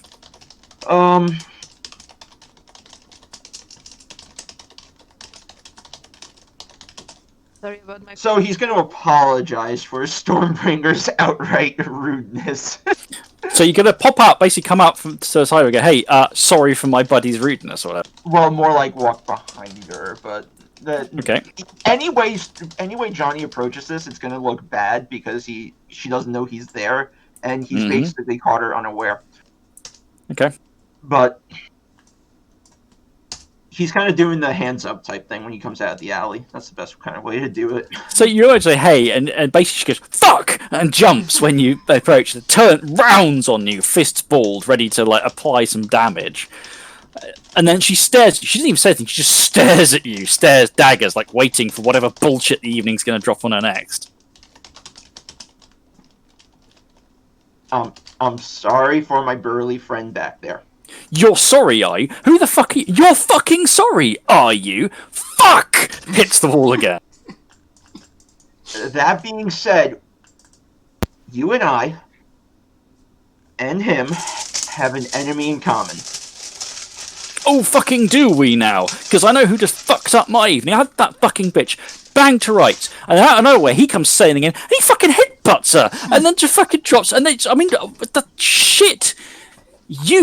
Are you one of those cunts as well? You one of those fucking... she looks around, because you come out there and it's closer to the main street, she's like, are you one of those... pieces of shit? No, Hawkhurst is a piece of shit, because what he's doing is just wrong, and me and my friends don't kind of support that shit. Oh, that's nice. Me and my friends, who are all a bunch of shape-shifting fucking assholes like the rest of them, don't support this fucking shape-shifting asshole, even though one of them just fucking hit... Ah! To be fair, you're a shapeshifter like him. I'm not like you or fucking him, I know that much. Maybe one day. Long story. That being said, have a mutual enemy in common. It's a new chapter. Can I hit her with the Araka ability? Yes, you can. It's new session too. So I'm gonna hit her and open up 2 doors immediately. Yep.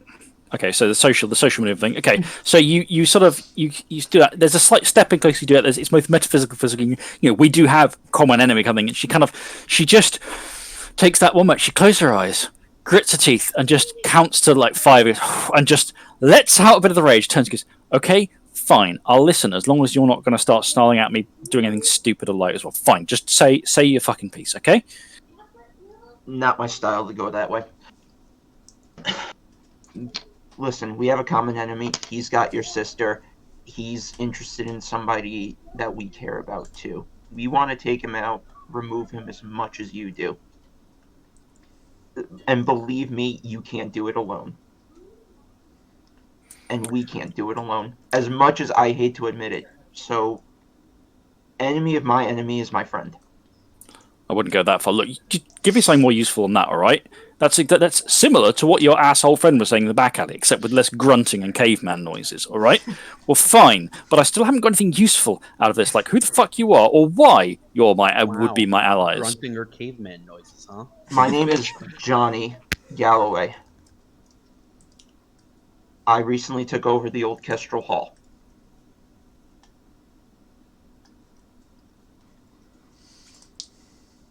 And why do you have a problem with him? Because he's mucking shit up in our turf. And we don't appreciate the way he mucks up shit in our turf.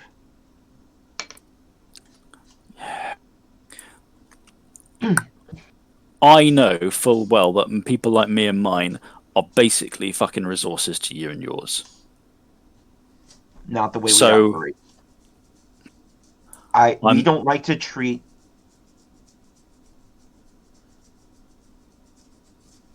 Fine, you know what I am. I'm just gonna lay it out. Yep, I'm a werewolf. So is my buddy. There's someone walking down the street, probably out of view, but they probably assume you're just drunk and speaking bullshit. So you know. Yeah, I didn't listen. He treats you like resources. He treats you like property. He perverts everything we're about, and it just boils our blood, and we can't have that. We don't want to treat our people like you as a resource.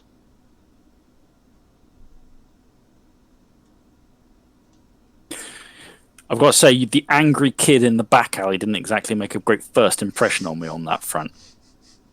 Yeah, that makes sense. It's kind of the way he was born. You're a Rahu, dude. I'll give you an inch. You better not fucking take a mile. She gets out her phone.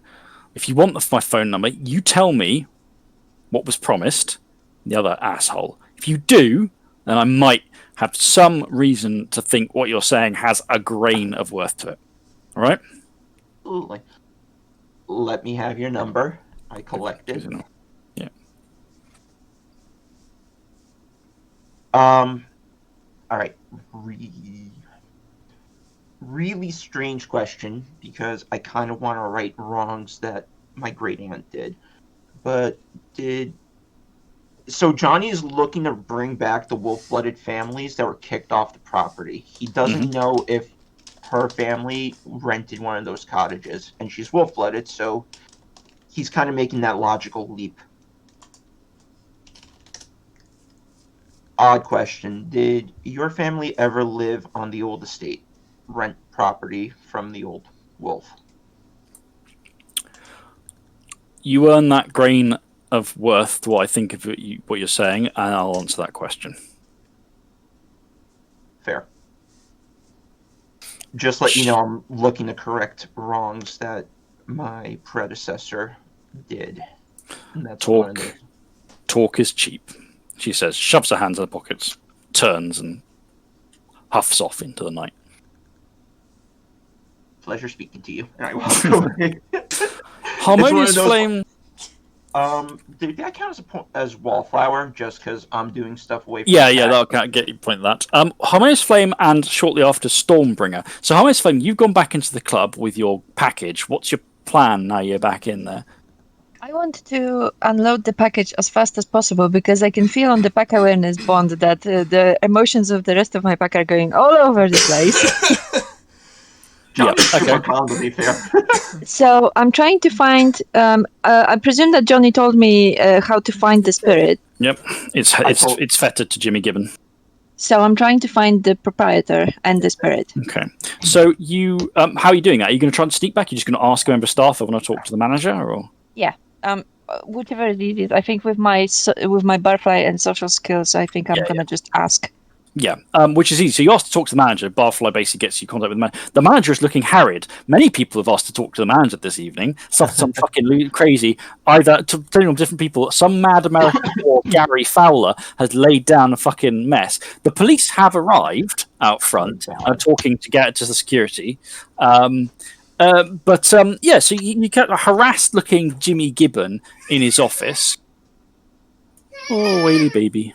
Harassed-looking Jimmy Gibbon at his office looks up at you in a slightly glazed way, and you can see Hungers for More is hanging next to him in twilight.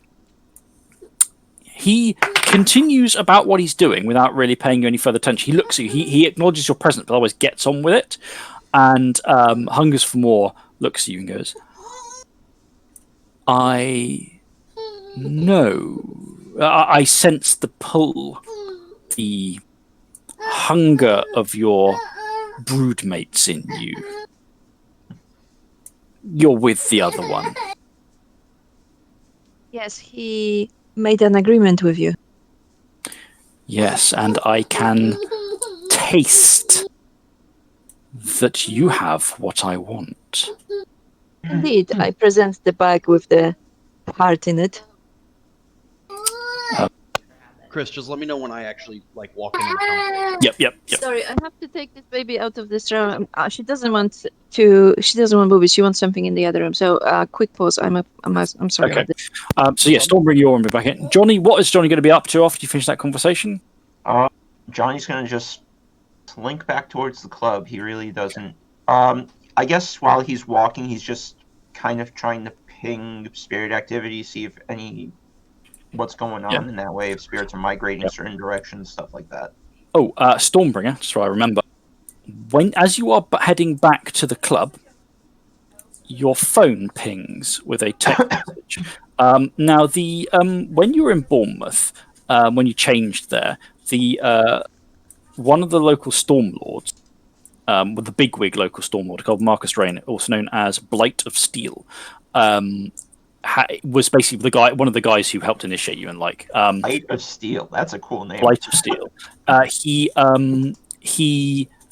The text is from him, from the Stormlords, but because you've texted asking help, he's texted you back with a number in the text saying, if you need advice, ring this, ask for lying tongue. Oh, I can't hear what you're saying, unfortunately, Keith. I think you muted yourself. Oh, sorry, I was still muted. I'm just going to reply back. Thank you. Okay, so you've got a mobile number for someone called apparently Lying Tongue, as your person to ask for Stormlord advice. I'm gonna shoot a text over to him and ask if he can meet tomorrow or talk tomorrow.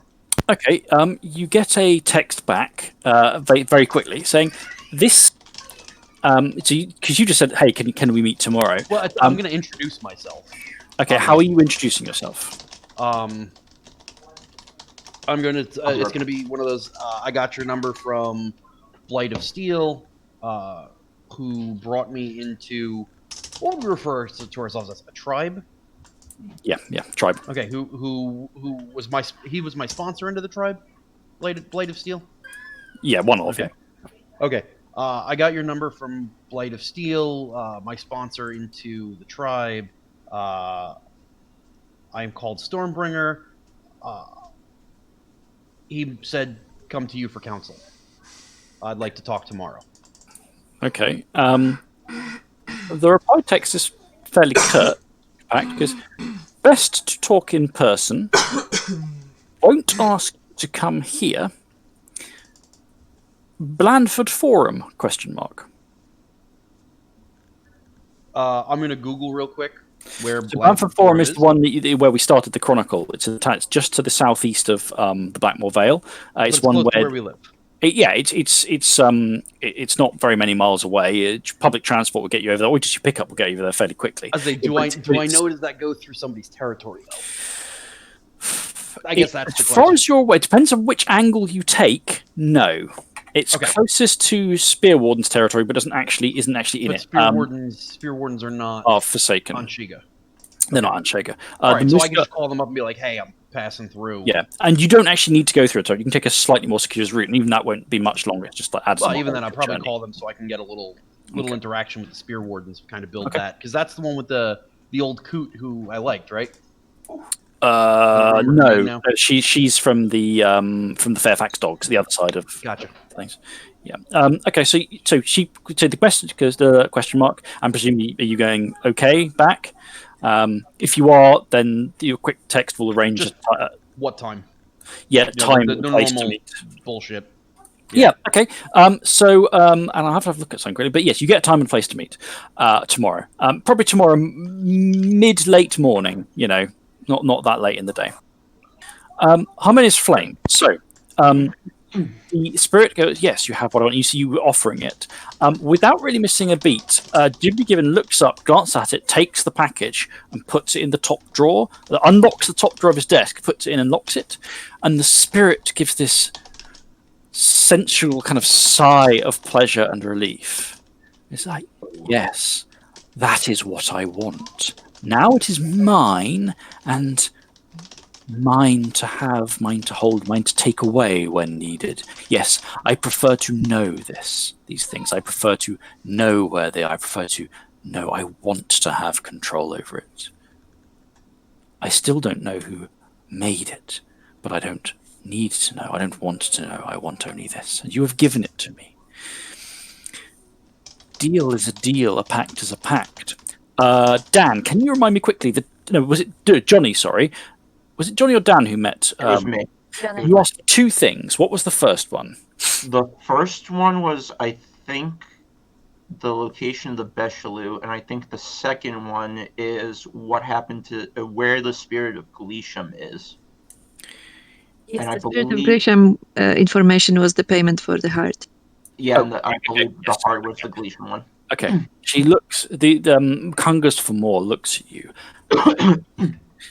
That which was Glisham was caught in claws that trap and snare, and bundled up and made oh so small and thrust and imprisoned in what you call a fetish. It hangs among the panoply that the other wolf wears. It is the urban cage that the thing called Hawkhurst possesses about him. The spirit of this town is bound in that fetish, and thus Hawkhurst's powers over the town and its flesh are rendered greater. Quick note, Thornbreaker, your typing is coming through on your comms. Oh, damn it. It shouldn't be. It says I'm muted. Do you know what the fetish looks like? She shakes her head. It is a prison. It is like all prisons. Immediately, it is a prison. We would know it by its nature, not what it looks like.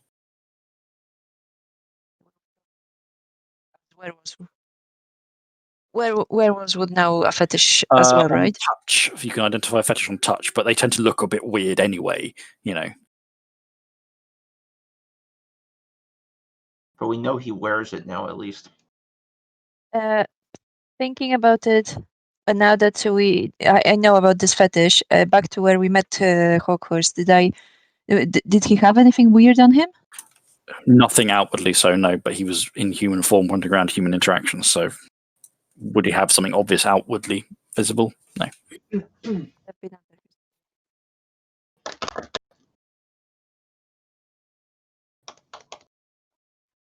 I know that the spirit,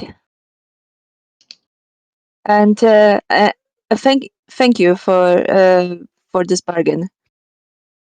Is there anything else you want? Yes, I told you there was one whose desires are fettered that must be unfettered, who must indulge themselves. That is still as it was. In here, in your bar?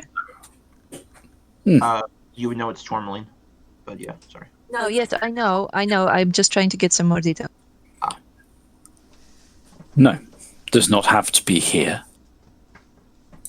But she is imprisoned, much like the spirit of the city is in a way, and I wish for her to be free, to have and do what she wants.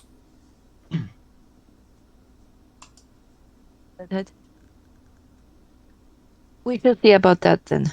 Thank you again, and see you soon. It makes no further comment on you as you depart. As you come back into the club, Stormbringer has come in and is look around, met up with you, and a little while after you two meet up, Johnny will reappear as well, I think. I go to them. Is everything okay? What happened? How many are there? A lot of people around us, or there are, but ironically, that makes it quite easy to speak because unless you are right up next to each other talking, no other fucker can hear a single thing you're saying. Gotcha. Okay, I'm going to. Thornbreaker is dealing with Tourmaline. Not sure that we should leave him alone. We But shouldn't because the fear spirits. Did you come in, Pete? Yep. Oh, okay. I was returning. Okay. I just do one of those things where Johnny walks in again and surprises the shit out of you. Yeah. at this point, Stormbringer's no longer phased by it because I'm used to it. It's kind of like one of those. Oh, that again. So he's Thornbreaker is alone with Tourmaline. I'm not sure that we should leave him alone. However, when dealing with the spirit, I also felt necessary to help you. I'm gonna look at Johnny and be like, "Did you get contact information for Emma? I saw you go after her." Yeah, I always get the number. I show them the number. All right, I'm not gonna roll for it because it's not an intentional damaging, but he's gonna kind of like hit him.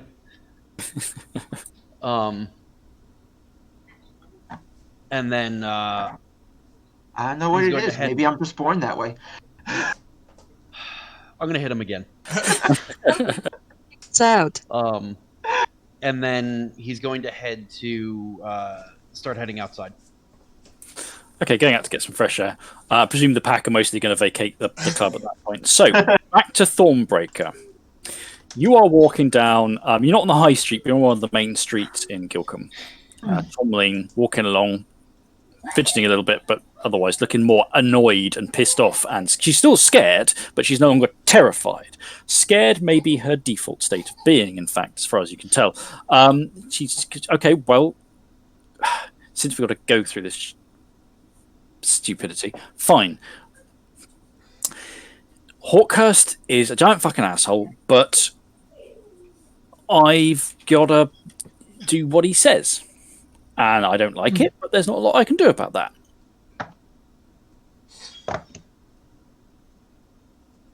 I'm not sure what you mean. So like looks at you like you're dense. You wanted to know. I'm telling you. How did this connection form? He has dirt on me, shall we say? He has shit on me that, I would rather he didn't know, but he does. So, I don't have a lot of choices. I know you probably don't want anyone else knowing this, but it might help us deal with the situation. Can you tell me what it is that he knows that is so damaging? No, because then you will know it, and you will have it over me, right? And I don't want another fucking asshole in this town knowing shit about me and having shit over. There are enough already, all right? Enough people know my shit. He frowns, seeing the logic in her qualms. Do you have any shit on him? He's an actual monster who runs a cult, but that's not going to go very far, is it? I can't go to the police. No, you can't go to the police.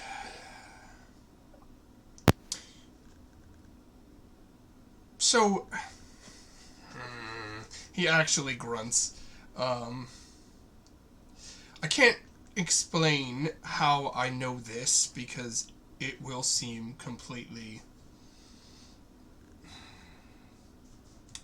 mental, but I know that there's something that you want or want to be doing or want to have that you are denying yourself, and I am incentivized to help you give into that desire.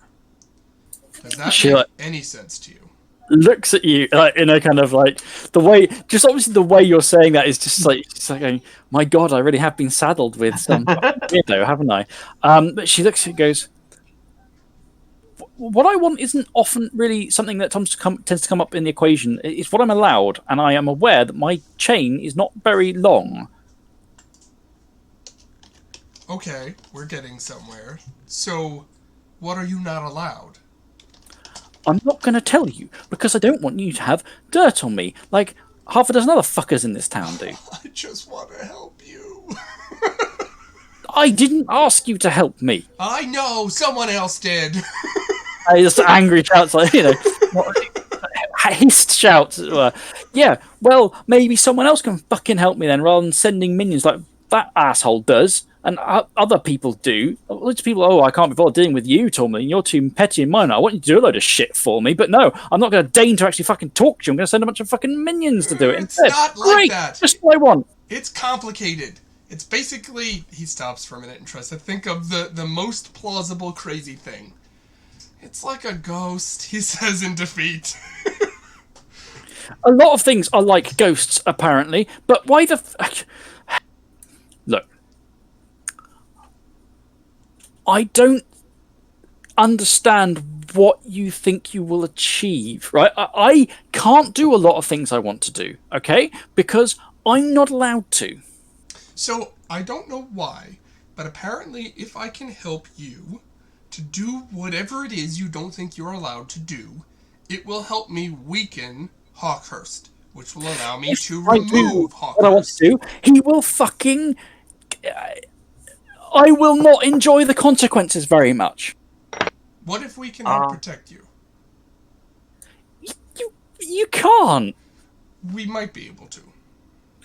Yeah, well, does it involve chasing down women in streets and back alleys? Is that what the protection involves? No, Because then, yeah, you'd be fine for it. No, it involves us utilizing more competent individuals. Bloody well hope so. But no, look, you can't. Look, Hawkhurst knows who I am. He knows where I am. He knows where I live. He knows shit about me. That if I go and hide behind you, he will still know that shit about me, right? I live more or less at his what's the word? Fucking at his tolerance. Okay? And it sucks. Well, it doesn't, but the point is you can't just make that go the fuck away by coming and saying some nice words to me and going, "Oh, don't worry, we'll protect you," because you won't and you can't. Like, I've got to admit, I'm not feeling awfully fucking protected this evening so far. That's fair. That's fair. Realizing at the moment he seems to be hitting brick walls, he says, "What about that girl? What was her name? Emma? Her sister? Do you know where her sister is?" No, I don't. She's one second, let me just check my notes. Her sister's. I shouldn't even fucking tell you, to be honest. But her sister is now part of Hawkhurst's little social circle. All right, that's as much as I want to tell you on that. I don't know where she is. I understand why Emma might think I do, and I don't particularly appreciate the concept of her beating shit. And I'm going to have to look over my shoulder every time I go out in town that she's going to jump out and beat the shit out of me as well. Fuck! I didn't realize I was going to. Just shit. This evening has gone shit. Hold on. Shit. Everything is totally fucking shit. You're shit. She's shit. He's shit. Everything is shit. I understand your frustration because that's how my night is going as well. However, maybe we're turning a corner here because I can't completely help you with Hawkhurst, but maybe I can keep Emma off your back. Okay. I need you to give me something, though. If you don't want to tell me the dirt that he has on you, I at least need to know what it is that you're not allowed to have. I'm not even saying I'm going to break it or give it to you or anything like that. I just need to know what it is.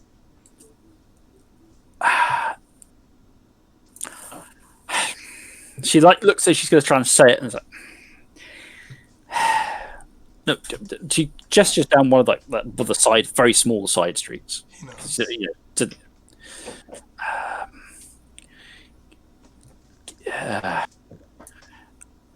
if I fucking tell you, then you will have dirt on me, and you'll probably try and kill me. Okay? Because lots of people want to kill me, and I don't like it very much. I'm hearing you deep, I'm afraid. I genuinely don't want to kill you. You might. I doubt it. Shit. Fuck. All right, look. You have to not do anything really stupid, all right? Sure. Okay. You're going to have to give me a hand, and you're going to need to look over there, like point that away from her. He gives her his hand. This is getting weird. She takes your hand. She says, look over there. He looks. Please give me a composure plus primal urge roll. Oh, fuck. Composure 2. It's only 3 dice for me.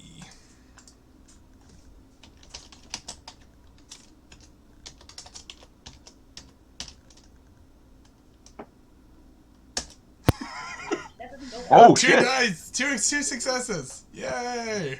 All right. Dan, Melinda would just like to remind you that you shouldn't stick your dick in it because you might lose an arm. Yes, that is a fair warning. You look that way. You feel a prick of pain on your wrist. Snap round to see that she has sunk her fangs into your wrist and taken a glug of blood. Yeah! Your bliss hits you. Like, it is raw pleasure from the sensation, and you just bliss out. You slump back, against the wall and are like, whoa. It is like an orgasm dragged out across a bed of drugs. You come round from it. You've taken only 2 points of lethal damage from blood drain. And someone's stolen your wallet. And she's nowhere to be seen. Oh god. You're literally that slump going, whoa, come round in a cold. You're a bit colder and wetter than you were. And Pauline has fucked off. Nice. You got mugged. You got roofied. It was only a light mugging. Bruh. Interesting. You're kidding me. You know you better not tell us what happened because we'll never let you live it down. No, but You got robbed. No, but this is great. This is our first vampire sighting. This is good. Only you would get excited about the fact that you just absolutely. failed your mission. You know what I'm doing, though? I'm now changing into Urhan form. I'm gonna track this bitch. Okay. So good point. We'll have the tracking check. So the baseline for you is streetwise, because you're in a city, in town, in a residential area, plus your perception bonus. So and let me just check. Was that one of her desires to give into blood drain from a live human? Or That makes sense. we might have inadvertently triggered the deal, is my point. Okay. She has an unusually weak trail of -2. But there's a +1 because she's not bleeding, but Right. you were, and she's got your blood on her. So, yeah. All right, and then you said so it's going to be wits and streetwise. Wits plus streetwise plus 4 perception bonus, and then a total of -1 from the other modifiers on top of that. 5. Okay. Okay. She has 3. No, she starts with. She starts with 3. 2 successes. Yeah, baby. Okay. This is contested.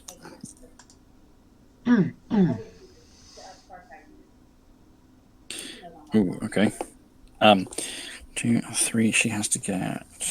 How does she need to get? I just need to check how much she needs to get to completely lose you. You start with. What's your wits? My wits is 3. Okay, so you start roughing around. After about 5 minutes, the trail is weak, even given your blood, and you are struggling to pursue her. Next roll. This is an extended action. Gotcha.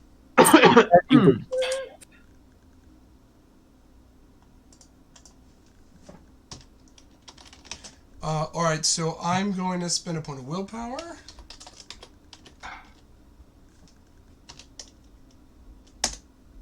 Oh, no successes on 8 dice. Come on! And she's got an exceptional on hers. Damn it! Yeah, you run for about 10 minutes. You've just lost the trail completely among the other smells of the city. Sure.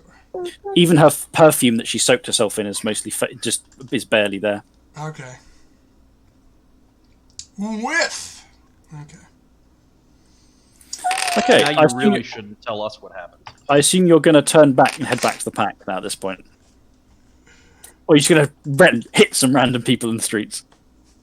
No, he'll go back to the club. Okay, well, so the rest of the pack is in the club and you're hanging around wondering where he is. You meet as a group slightly round the corner and down the street because there is a police car parked out the front of the club. The police car, basically, you don't want anyone to go, "Here, it's Gary Fowler," and then I have a question. In the UK, are there laws against public drinking? There are places where it is illegal to publicly drink, but they are signposted generally. Okay, because Johnny was going to see if he could have just a red Solo cup of beer that he's drinking out here while we wait. Yeah, you could take out a couple of those that you would be fine to drink out like that. That wouldn't be an issue. Okay, so I'm waiting and drinking. Okay, so yeah, the pack gather in the cold late of night. Stormbringer, when you head out the club, I'm going to guess you said goodbye to some of your buddies who were there. One was like, "Here, Bill, did you see that fucking? No, not Bill. Is it Jack? Jack. Yeah, Jack. There was this fight in the club. That mate of yours went fucking mental. From the other thing. But then and there's a saying of good nights and stuff. And if some of them are heading home, the last few sort of late nights, people are still holding on for the final hours of the club. But the pack gather in the cold and the dark down the street, away from where the police can spot you. I like it.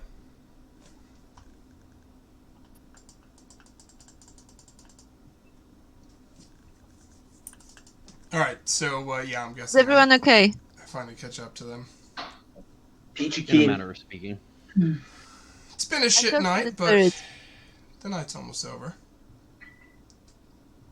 So I talked Jack to the spirit is and gave her the card. I know where the spirit of Grisham is now. Lay it Hawkhurst on. has it in a fetish. Fuck.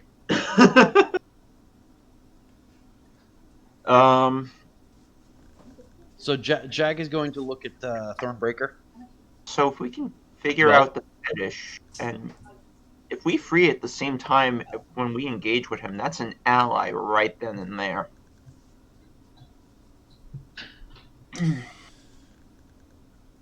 The answer to question 1, where is Emma's sister? Tourmaline does not know. She does know that Hawkhurst has his hooks in her.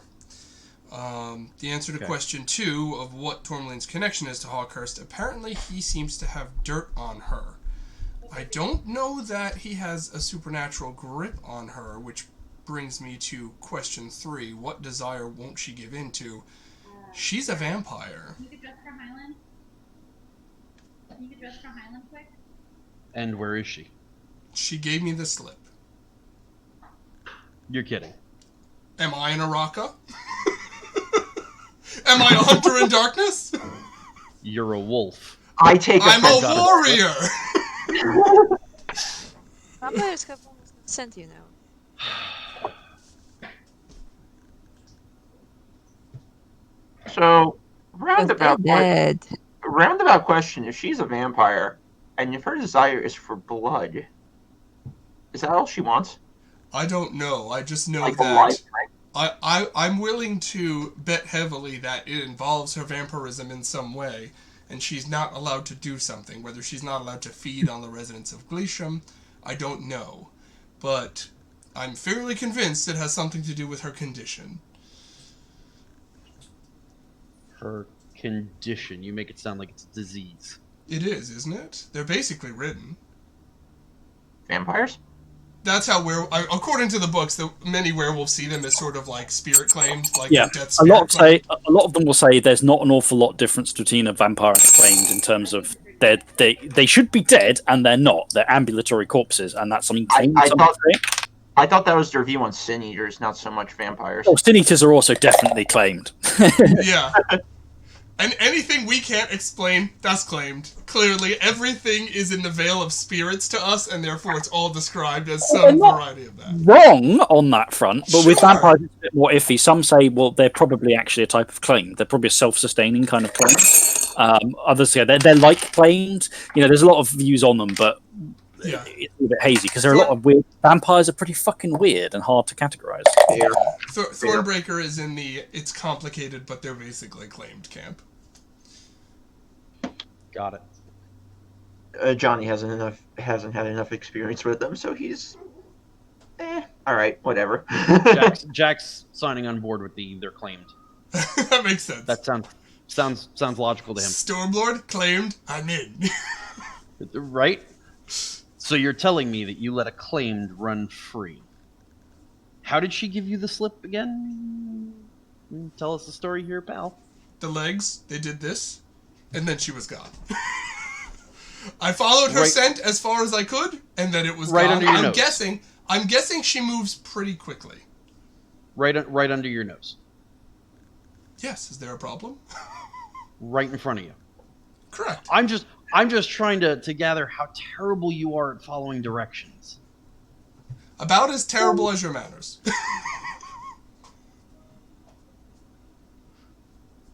Wow. It's gonna be like that, huh? Is it? I mean, I got the number and you didn't, so there is something to say there. And I take a sip of my beer.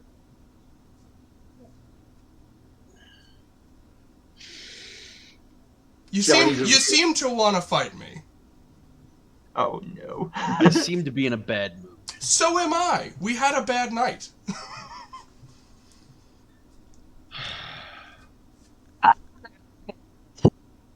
You cut out a little bit.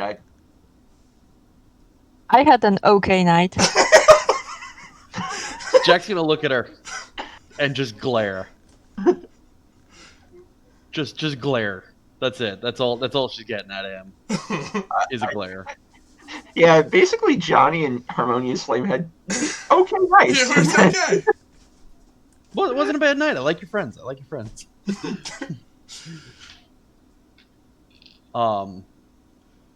The highlight of Thornbreaker's night was decking some random stranger that he feels Seriously. a little bit bad about, but only a little.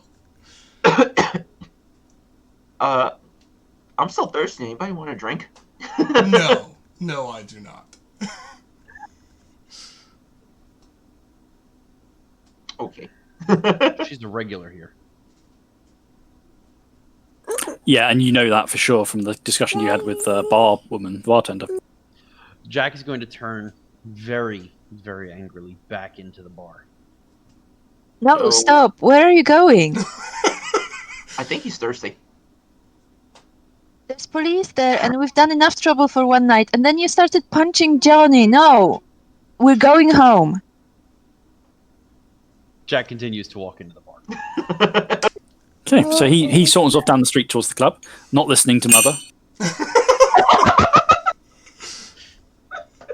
I'm a So help me God, I'll turn this car around and go home. Okay. Right, so I'm Stormbringer being saunters back to the club. So help me God, I'll turn this Death Rage around. Get to where Gary has been there with a sort of an ice pack on his jaw where he's smacked. Like, looks you over as you approach and goes, "Right.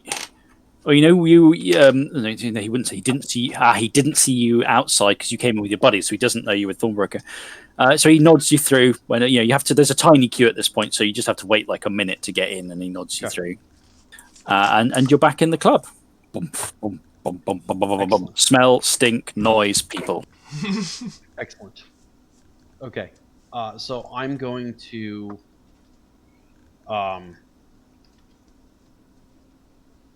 Yeah, I had a plan. Oh, I'm going to go talk to the bartender. Yeah, you find the same one you did. You managed to push through. Things are easing off a little bit now in terms of how crowded it is, so you're able to get her attention fairly easily. Okay. I'm gonna ask her questions about Tourmaline. Okay, what do you want to know? Is she in here often? Just be like, hey, had it seemed like a good conversation with her, and just I forgot to get her number. You won't get her number from the bartender, who I'm may not trying even to have find it. it. But you find out basically as much as the bartender is willing to talk to you about it, which she's willing to chat, but she's a bit obviously cagey about talking to randos about regulars. But Right. yes, Tourmaline's a regular. She comes in here most about probably 2 to 3 times a week. Okay.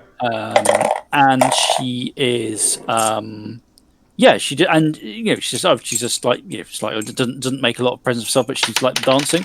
The bartender knows Tourmaline outside of the club. Says, we went to school together or whatever. But doesn't say much more about her. Not willing to hand up personally. She really likes clubbing. Mentions dryly that she goes through a lot of different guys and sometimes girls, but she's never, she's not one for like permanent relationships kind of thing. But that's about what she'll give up to you, I think. Okay, she won't give up like how she knows her outside the club. No, she said they went to school together, but she won't. Together. She doesn't hang out with her these days. Okay. They've all gone different directions. Clearly. So I know a lot of what we do requires us to not have day jobs. What is the downside of getting a job? The downside of getting a job for a werewolf is you have to go and do the job. Right. Which most of what we Responsibility. do is at night, and so getting a job in the club would interfere with that. Yes, and obviously that sometimes stuff comes up that is tricky for other reasons, but Right, generally it's the fact that you have to go and do a job. Why are you and missing an arm? Oh, it don't can be worry. hard to explain why you are incapacitated for a week because a spirit nearly tore you in half. Right. Or you There's bloody. only so many car accidents you can get into. Yeah. Now, I had a player in one pack who played a lawyer. So you can do it. It's just this requires a certain amount of balancing around that, you know. Right. All right. So I guess.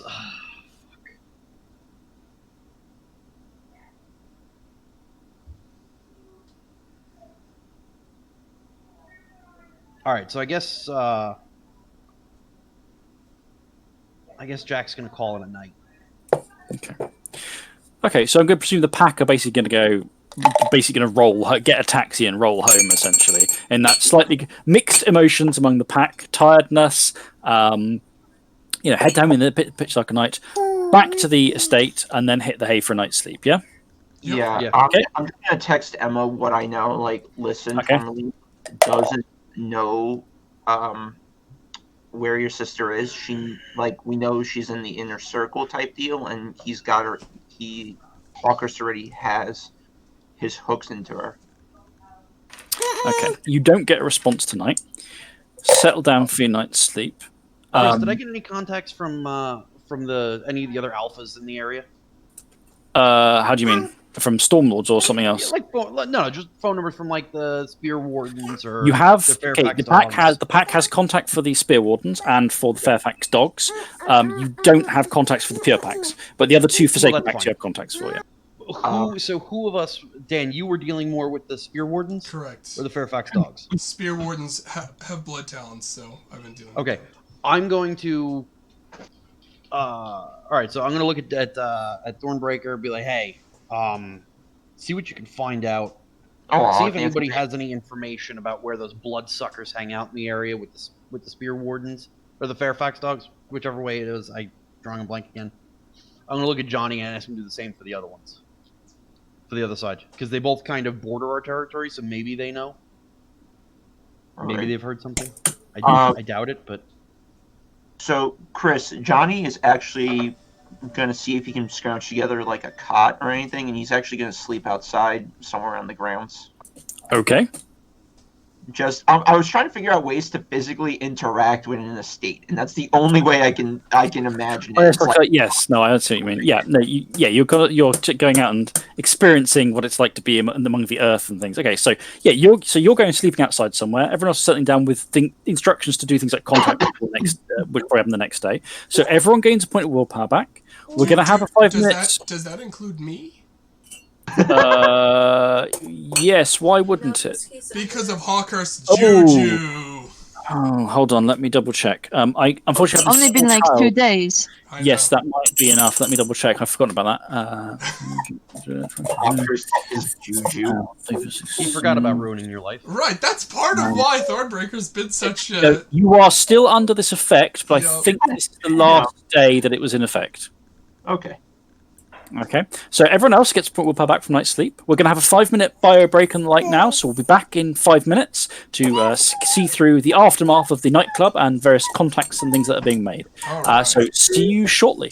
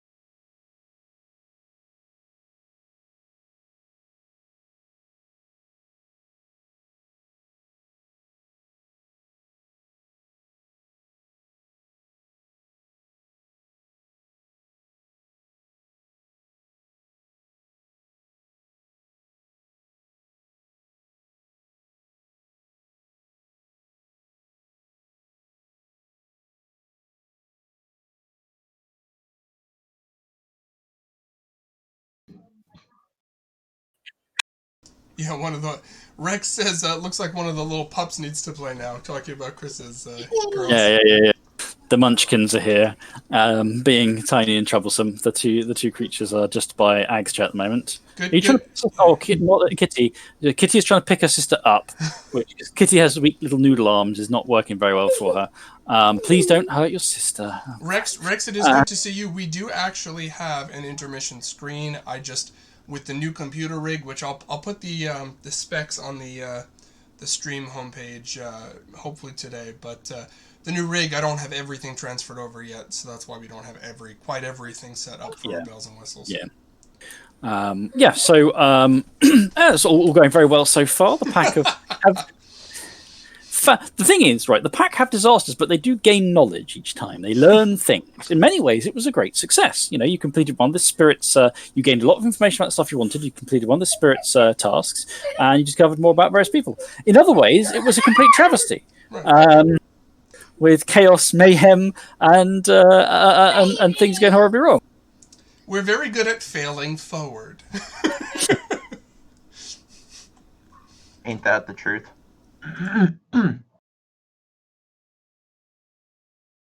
They didn't go. Okay, we're almost ready. They went mostly wrong. But I thought various characters were very restrained, apart from the times when they weren't. In the words of Genius Hulk, I call this a qualified win. You've gained information. You've probably pissed various people off who deserve to be pissed off. This is a qualified win. And made it through the day that took like 2 or 3 sessions to get through one day of craziness that's happened. Seriously. Sometimes that's the way it goes. Yeah, it is, and this is probably going to be a lengthy story just because the way things have kind of fallen out, as it were. Yeah, the pack has not been able to go back to its tried and true method of beat the crap out of it until we succeed. Well, you have tried to beat the crap out of various things, though, with mixed success. They've mostly just beat the crap out of us. Well, I don't know. I think poor fucking Mikey in the club, he didn't win that fight, did he? Nope. That's fair. And we got some beats out of that. We did. He's got some beats out of this. It's been a bit of a chaotic mess, but the pack have made themselves known in the local club, you know, as Chris, those fucking Americans. And you would know better than we would. I'm assuming that Tourmaline was using Blush of Life. Yes, she was. Would we still smell something weird with that, though? Probably not. No. Okay. You can I'm do. not super familiar with what she's been how it doing. works. You might pick up other stuff. No, Kitty, don't. But she also had sprayed a load of perfume on herself. Gotcha. She was quite smelly in terms of stuff on her that was probably put on precisely to help mask the fact that she is a walking corpse. Right. Okay. And talking. Yeah, from my understanding, Blush of Life Walking is... and talking. From my understanding, Blush of Life is so convincing that it actually hides their presence from other vampires. I can't remember offhand, but suffice to say, she was doing her best to blend in, essentially. Right. The various tricks available to her, which also explains probably why she had such high defense as well, as she's a vampire. But nonetheless, it didn't actually get her out. I feel much better about it because when you first said it, I was like, he didn't describe her as an Olympian. What kind of athletics and dexterity does she have? Skinny little woman. So she got... yes, but there you go. So, night passes, a new day. Thornbreaker, you feel quite a lot better in the morning. Not about all the shit that you feel bad about, but about the specific power that's been fucking with you is lifted. So you are no longer suffering the penalties that I slapped on you for, like the penalties to right performance and stuff like that. That whole package is now lifted. So, new day. It's bright and sunny as spring days go.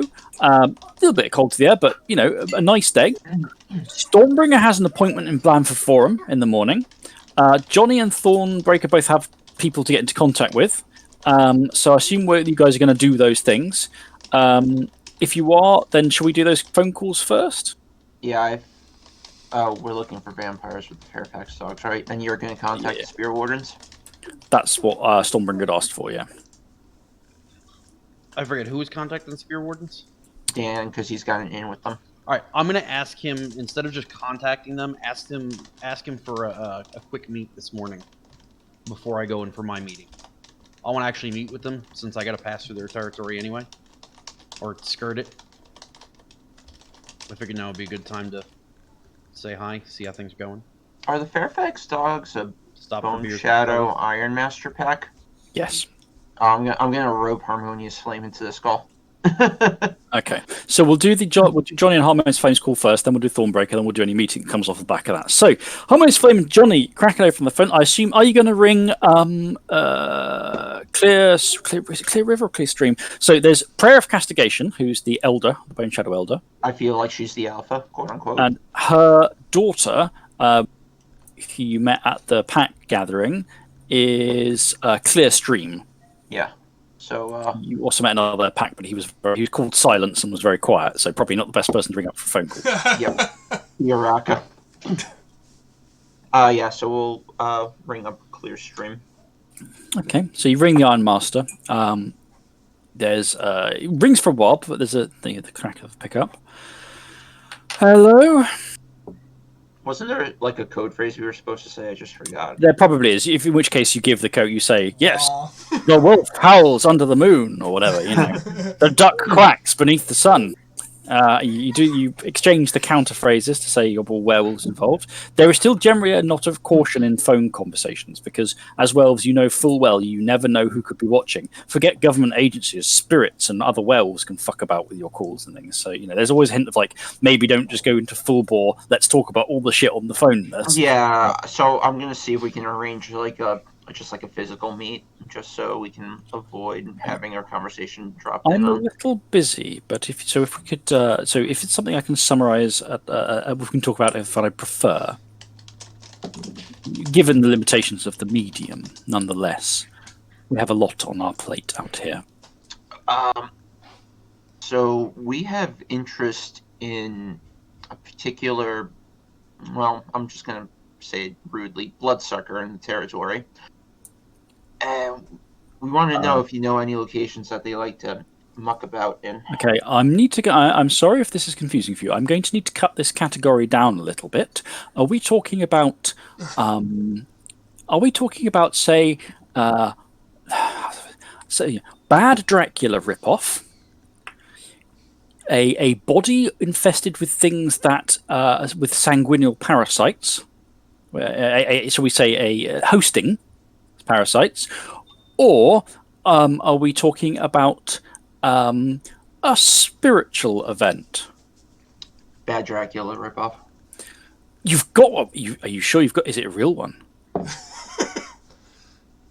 that supposed to mean? Is it a real one? Have you definitely got one?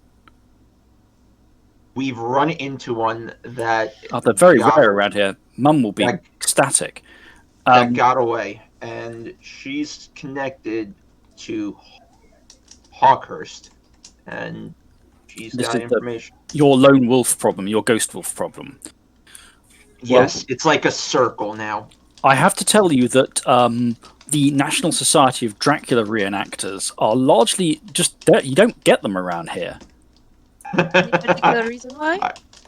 Well, yes, there is a reason why. Think about where we are. This is the least industrialized part of Britain. The towns aren't very large. If you are a big fan of Dracula, you will get a much bigger audience for pretty much anywhere else you go that has cities and large towns. For the only reason you would get Dracula reenactors here is because one was passing through trying to lay low, and they persuaded someone else of their Dracula enthusiasm on the way through. I haven't heard of any in the Vale for at least 20 years. I'm gonna turn to Harmonious Flame and just mouth Tarpeter. You never know. Then we'll do like maybe. So or not? they're not super. Okay, yeah, I can see that. Not a lot of places to entertain. Okay. So, So long if you have- and short of it, she really doesn't know where they congregate, just because they're If not you super have a common, real one, depending on how sentimental you're feeling about Dracula, I imagine Mum would want to get her hands on it. She's always wanted a cape. God. Just don't expect to get your reenactor back again. No, yeah, we kind of need her for now. Keep that in the back pocket, however, thanks. Yeah, to be blunt, in response to your question, I can't tell you where they gather because no one around here likes Dracula. Got it. Your enactor is almost certainly on their own. That might change, depending how desperate they are. Yeah. After all, they're often very persuasive, but no, they are likely on their own. Or possibly there might be one other, maybe, which whoever convinced them. Right. She's the only one around here that likes that old Keanu Reeves movie with Gary Oldman. Yeah. Got it. Yeah. All right. Glad I could be of help. Thanks. Okay. Keith, that's it, because Keanu Reeves was in Dracula with Gary Oldman, hence the reference. Anyway, all right. So Thornbreaker is gonna call Linebreaker. Yep. Yeah. Ring up. He answers snappily and swiftly. Yes. My alpha would like to call a meeting, if you have the time to entertain us. Well, you've decided to have an alpha then. How quaint. Why?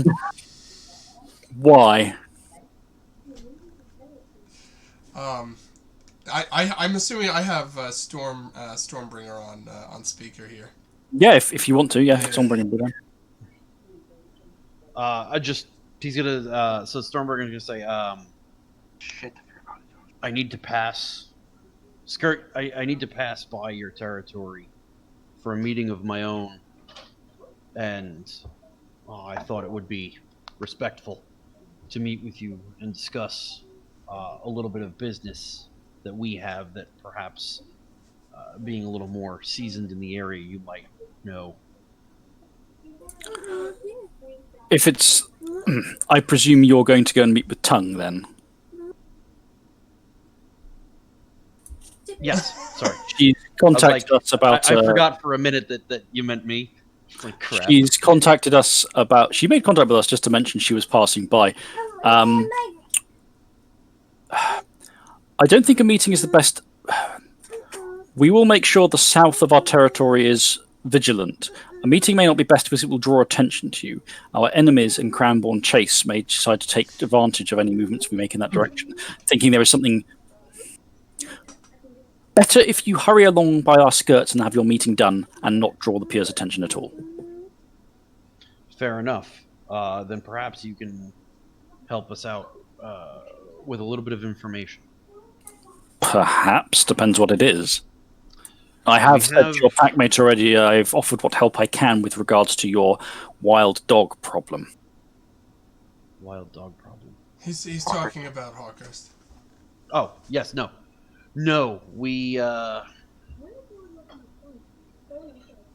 an interesting situation with some people who seem to think that Underworld was more than just a movie. I see. And what information do you need? If you happen to know if they have decided to congregate in this area and where they would be congregating. Rare to have folks like that around here. There's not a lot for them to... It's not good territory for them. The only times you tend to see them pop up around places like this are... Well, do you know... let me think about Yeah, Pete, you're not the only one who can throw vampire movie references in there. I wasn't paying attention to yours. Sorry. Do you know the old lore about their origins? Because sometimes it's true. You will sometimes find them popping up around the place. I'll just say it. Old stories say that sometimes when werewolves died, werewolves who had, shall we say, well, various reasons had unsettled business, vampires would rise from their grave. Vampires are created by werewolves, those tales say. Interesting. So if they were to pop up unannounced, it might be because that has happened. Doubtful. This one in particular is involved with the wild dog. Well, otherwise we don't really see them around here. The dog has a leash. A leech. Not a leash, a leech. Quite possibly. I mean, given everything, let's face it, in terms of folkloric vulnerabilities, who comes off worse? Well, it's them, isn't it? Indeed.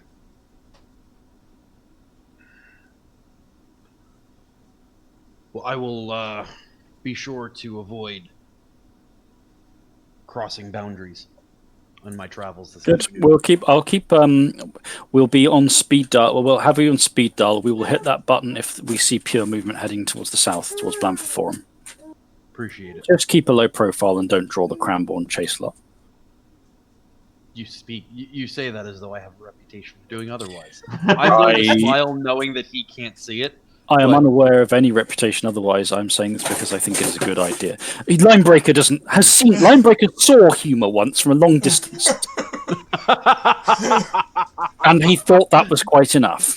That's a fantastic description.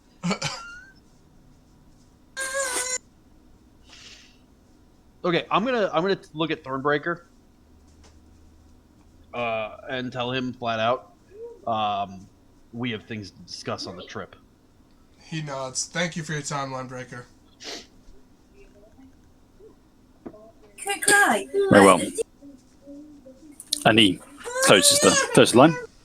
Sorry, we had a baby-related incident going on. No, that's fine. We got it. So, pooling the results of your communications.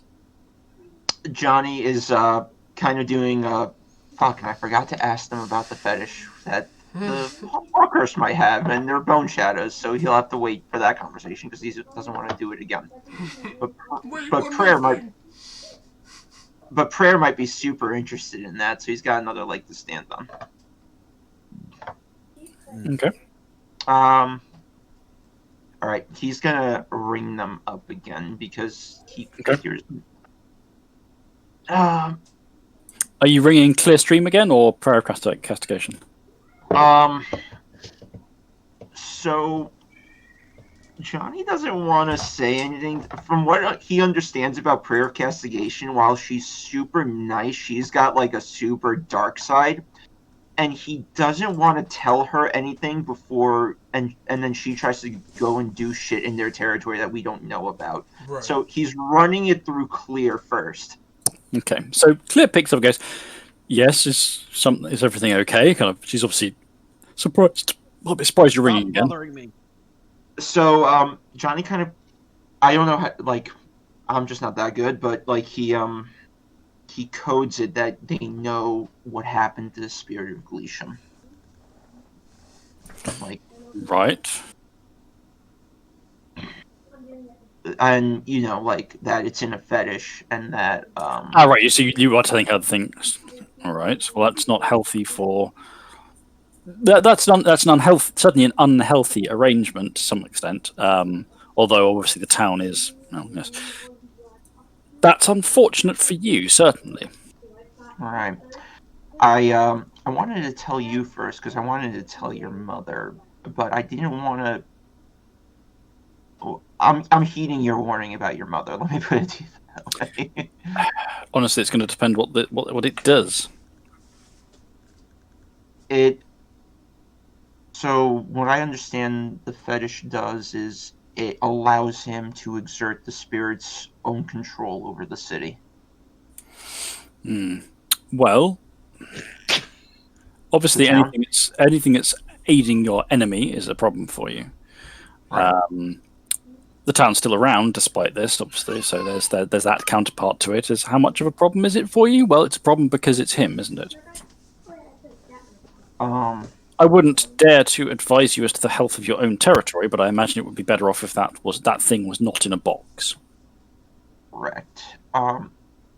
Fetishes are not exactly my territory. I'm assuming we just break it and. Yes, you would need to break it or find some other means of unsealing it. Now, what will be... So, this is me conjecturing outside of the game really quick, Chris. But I'm assuming a fetish kind of has to be... Like, the actual physical object has to be tied in towards its purpose and what it's sealing type deal? Generally, yes. Not necessarily, but generally, yes. And it's more likely to be an effective fetish vessel if it is linked or at least decorated in some way. Plus, it makes the spirit happier or more compliant if you like make it look funky and nice, essentially. Right. So, we believe he's wearing it. I'm just trying to rack my brain as to what we should be on the lookout for. If we unusual jewelry, especially things that can be easily hidden out of sight. Obviously necklaces, amulets. Rarely you can see things like cufflinks, belt buckles. Depending on the size, might be able to hide it in boots. More likely to be found in a pocket. Look at things that if you see a phone case, check that what's inside it is actually a phone. It really depends on the size. A lot depends on the size.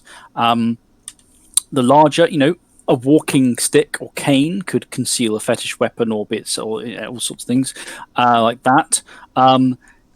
Size is the question, but there are a lot of ways you can keep something like this around yourself. The problem will be if it's too big for him to easily do that.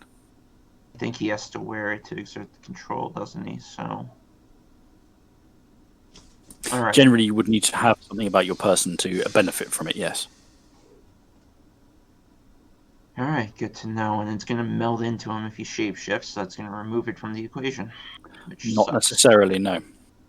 It does in fact suck, as you say, Mr. Galloway, because it may not remove it from the equation of his ability to use it, but it will certainly make it a lot harder to get it off him. Right. So our best bet is to remove it off him while he's in Heesh and figure it out from there. Appreciate the help. Hmm. All right. And no, that was it. He basically kind of wanted to get the Bone Shadow gist from it. Well, it's clear Stream is an Iron Master, so. Oh, well, today I learned. Yep. She is a Crescent Moon, though, so. I assumed she followed her mama's footsteps. Nope, different auspice and different tribe. Oh, shit. Okay, that throws everything.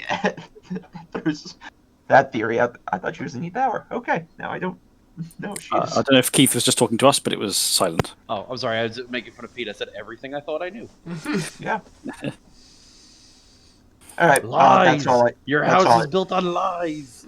All right. It's like that. It's like that scene from Elf when he's yelling at Santa. Yeah. So so pooling the knowledge off your calls, neither pack, basically both packs are saying vampires are really rare around here because it's not very good territory for them. Now that is slightly qualified because a lone vampire in a town around here also doesn't have any competition as long as they keep a fairly low profile, which means not racking up bodies and the like. You can hide fairly effectively as a vampire, but generally it's not considered good territory because there are no other vampires around. There's not a lot of people around, and getting around the place is harder because you're in an area with not very good transport links. So if you want to go from one town or village to another, it's it makes it harder.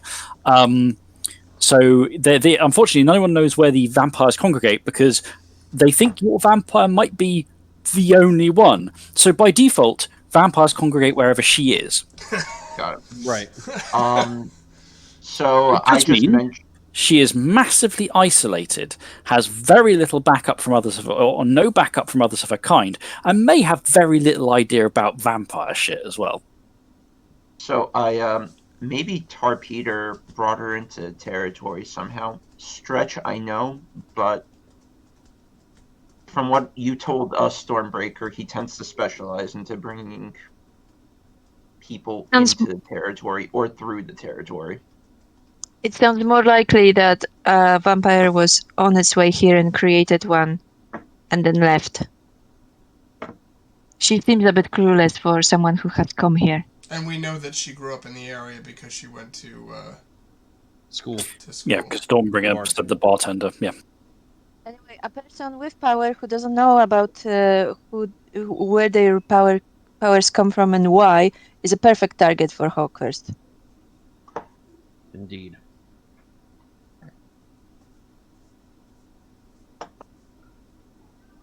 All right. Okay. Now, question. Oh, so I'm assuming out of game tyrants can bring other supernaturals into their quote unquote pack, since there's rules in the pack for us to I do mean, it. you can bring vampires into your pack, yeah.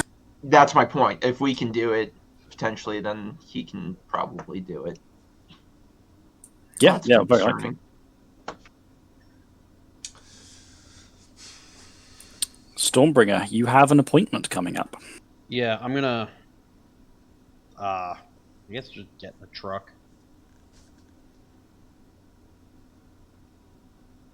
And you said you want Thornbreaker to come with you. Indeed. Okay. Okay, as you Yo. are...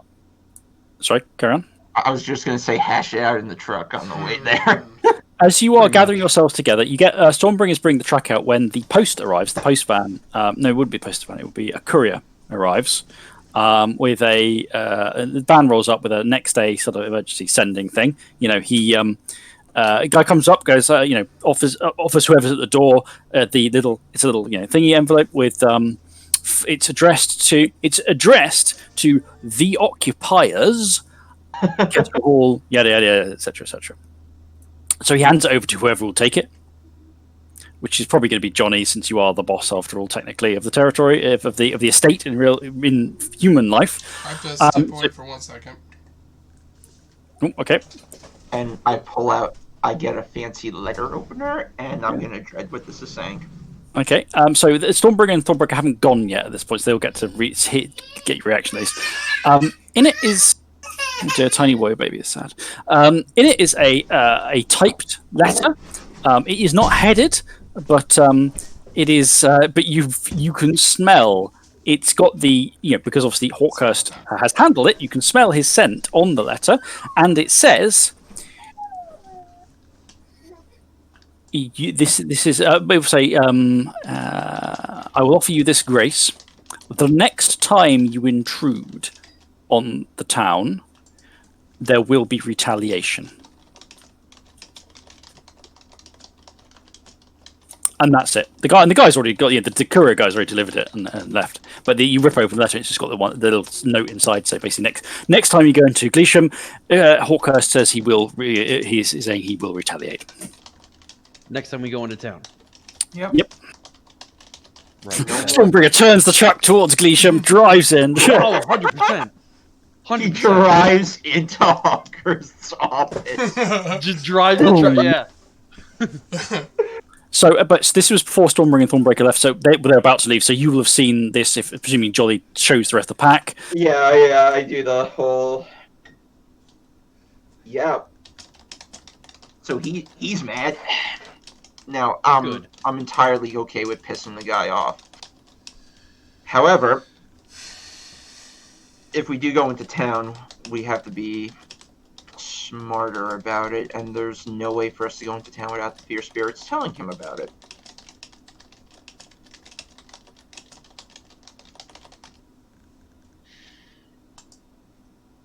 He knows we're moving against him, and we know he's moving against us. Except he can do so much more to us than we can do to him. Bingo.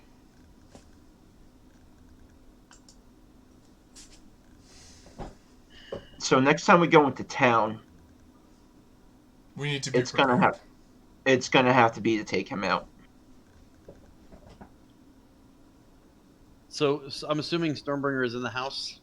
Yeah, you hadn't quite got. You were about to go when the post arrived, when the courier arrived. I'm going to assume then, since this morning he was drinking a cup of coffee, which is now going to go flying against the wall as he screams, "Fuck!" So is St. James technically part of Gleesham, or no? Is that considered a different town? It is. No, it's part of Gleesham. It's part of the town. Fucker. Okay.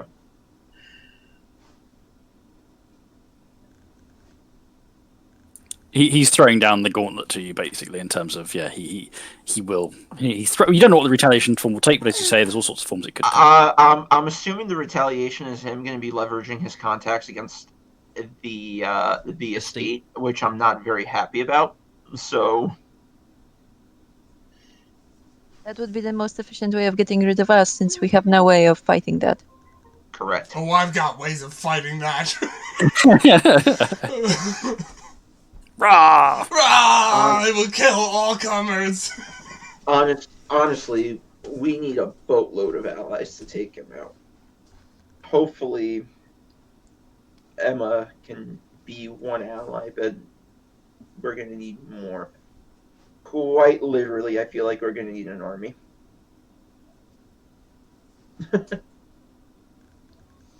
I don't know that we need an army, Thornbreaker says. What we do need,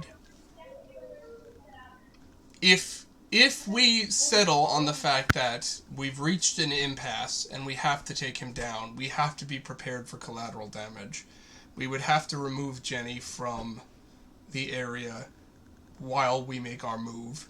We would need to slaughter an undesirable amount of citizens of the town to strip him of his tyrant power, and then we would need to put him down. Hey, while you're at it, why don't we just detonate a nuke in the middle of the town? If we're gonna just destroy the fact that we can never live here again, let's just set off a nuke. We're Americans, we have one, right? I didn't say that I like the idea. What I said is that's not the only option. First of all, bringing in an army is the same thing. Second of all, I simply pointed out we don't need an army as long as we're willing to accept those losses. I didn't say we should be willing to accept those losses. But if we're going to talk strategy, we should know what things we have at our disposal right now. We need our own agents to operate for us in Gleesham for the time being. Who will want to do that and put themselves in harm's way when he has the control of the town he has? Emma. Why would she do that? I'm sure she has friends, because he has her sister. Yes, but if we put Emma in harm's way, first of all, he will still perceive it as us interfering. Second of all, we will likely lose Emma, who seems to be a potential asset. He has her sister. She's already going to be operating in Gleesham anyway. If she's operating with extra information, it might be a little safer. Nothing says these Fear Spirits are going to know she's working for us. Let's slow up. I want Emma as an ally, but she's got less tact than either one of you combined. She might have friends. She obviously was able to track down Tourmaline. She was. Let's see, however, if she even wants to talk to us. I gave her what information I had yesterday. She might turn into an ally. She might not. She hasn't contacted me back. That being said, go to your meet, and we'll go from there. We'll see if your contact can provide any additional information. On the other hand, Johnny's finally going to go figure out what's going on with this owl, this guy stealing owl eggs in the territory. That's a callback I almost forgot about. Yeah, right. So, Stormbreaker's going to look at Thornbreaker and tell him to stay here. I'll take care of this myself and leave for the meeting. Okay, so Stormbringer's going by herself in the truck. Rain3 gonna stay here and deal with other local issues like owl egg thieves. Hey, Hunters and Darkness he's a little pissed off, and it's probably a bad idea for us to have this conversation while he's angry. Sure. Okay. Hunters and Darkness are always looking for something to hunt, and he can't go into Gleesham to find something to hunt. He's going to find the thing he knows he can hunt right now. Yeah. So we're going to tackle Stormbringer's meat first, and we'll tackle the rest of the reprobates. So, firstly, Team Animal on the way to Blandford Forum. Team Animal is currently just one person. So, Stormbringer, lovely day. I don't know if that helps take the edge off your anger, or simply makes you more I'd curious. rather it be raining. So you drive along the. Before I leave, because I'm running low on essence, I'm going to stop and grab. What do we get? 6 10 points. per day? There's 6 points in them. I'm low on essence Six also. per day. Is anybody else low? I am. I am too, but I'll make do with a point. All right, I I'll got take only two. 4 left. I'll take 2, which brings me up to 4. Okay. So you yeah, why don't you two take 2, and me and Harmonious Flame take 1 for today, and then the next day us 2 can take 2, and you guys take 1. see who has any less essence left by then. See who's still alive by tomorrow. I was about to say, with my luck, I'm going to run face first into the pure. Bring it on. You drink deep of the glassy, clear essence, which may add clarity to your feelings as well. It might make you more clear in your anger. Who knows? Still no sign of Cimbers and Illumination? No, Cinders no and signs of Illumination? cinders. Fuck. How How long has it been? It's been only another day, right? But this is the say like 2 days, yeah. You have felt today I missed that a part. slight stirring and strengthening in your totem bond. The totem is closer to recoalescing to, but it hasn't yet. So it's a beautiful day. You drive through along the A roads that head out first east towards Shaftesbury, then heading south before you get to before you get to Spearwarden territory proper. And then down to the southeast of the Blackmore Vale, and ahead, the hills rising on the left and the right in a sort of V-shape as you come to the corner of the Vale and along the river that then flows out and through the hills there to Blandford Forum, the small, quiet town, Georgian town, which we started in fact. Side note, Chris. Every time the Stormbringer goes into the Glassworks, which is where the locus is for us, he says, whether or not it matters, he says hello to the eye. Yeah. Like it's an old friend. Almost like he's. I don't want to. Dan, cover your ears a minute. He's trying to coax something back out of it. Stormbringer is slowly gaining an addiction to sticking his head into the occult. Yeah. Nothing has emerged from it, but you always have that slight sense on the back of your neck. And is it purely you because of what happened expecting, or is it something like a slight sense of maybe you're being watched? It's not really strong enough. It's not a strong occult sense, but is it real? Is it hallucinatory? You're not sure, but there's always that slight tingle. Maybe it is watching, and maybe it does hear you say hello. Blandford Forum, small town. Drive through the old part of town, and the Lying Tongue has asked to meet you at what was I need to look up? Was a pub? 1 second. No. We know how well pubs work out for Stormbringer. At a church. What? One of the yes. So there's several churches. A small church in the northern part of the little town. It's an old church. Like we are talking probably. Built during the Norman era, early second millennium, so maybe 1100. But it's then parts of it have been rebuilt since. But most of the church is at least 500 years old. Yes, a Lying Tongue has asked you to meet at the church. It's nice. It's a nice day actually. In fact, yes, and you. The church is an old, nice little church. It's surrounded by. It's on the edge of town, so it's graveyard. Then extended to. Then there are fields. There's woods and rolling green fields. The verdancy of spring, and seated. So let's put it this way: on the one hand, a meeting with a werewolf in a graveyard might be. So you might expect someone really goth looking, loitering. But the person sitting on a bench is. Well, the circus is pretty much the opposite of that. It's a lovely old Norman church. It's a bright, sunny spring day, and the woman who is waiting for you is wearing a bright, a white, floppy sort of hat with floral print on it, and a dress with really, it's quite bright, vibrant with this pattern, different pattern to the hat, but it's sort of floral patterns on it. She is pale, not in a mystically gothic, spooky kind of way, but in has not seen enough sunlight and probably has anemia kind of way. She is like somebody who's heard what humans dress like but doesn't actually know. Well, no. She looks like she's in her late 20s at the latest. She looks like what someone call a delicate flower. The kind of person who, you mustn't do too much to excite her and cause her condition to cause her problems. She's fine-boned. She almost looks frail. She is fine-boned, long blonde hair cascading down, and she big eyes, very passive. She looks like she should have someone. She should be in a wheelchair. Someone driving her around, to make sure that she's all fine. And she's perched herself down on this, and she looks up as as you come to you make your way to the parking lot nearby and make your way into the graveyard, and gives you a wan smile. He goes, "Ah, hello. You're yes, Jack, isn't it?" Stormbringer, yes. Oh, well, yes. I suppose there's no one else around here apart from the vicar, and, well, he's not here right here anyway. Please, come and sit down. Pats the bench next to her. I sit on the bench next to her. "I'm lying tongue," she says, sweetly. And that asshole, Blight, has apparently decided to give me more work. I'm sorry, you've been slightly caught up in a little bit of politics. Honestly, he could have dealt with this himself, I'm sure, but no, he wants to give me and mine more tassel. I don't resent it at all. I simply think he's an unimaginable bore.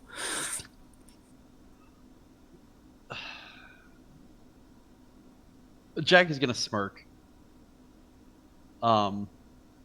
Being caught up in another political game, because that feels like that's all I do these days. Mm-hmm. Oh, it's nothing. It's nothing large. He thinks he and his pack are very, very busy, and I'm not. Or rather, he thinks that my my pastimes, my activities, my business is less worthy than his. So he's trying to, but I'm not going to complain. I get to meet you and maybe help out a little bit. Indeed. How much did he tell you? Not an awful lot. He said there's a new young Stormlord, an American chap who changed under his auspices in Bournemouth. I did ask why you'd ended up in where you had, but and he said that you were having some trouble and perhaps needed some advice. Yes. Things have escalated quickly. Oh, don't they always? And as part of this, I allowed, almost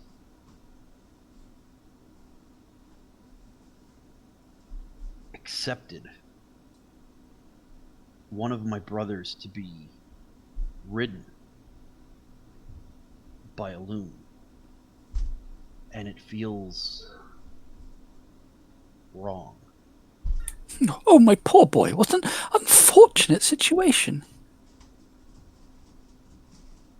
And I'm not sure how to make it right. Tell me, what is our tribal oath? I gotta look that up again. Hold on. Please hold. Yep. If I remember correctly, it's show no weakness. It more or less comes down to something like that, yeah. I want to look at the exact phrasing of it. It's like, let none witness nor tend to your weakness, I think, but Allow no one to witness or tend to your weakness.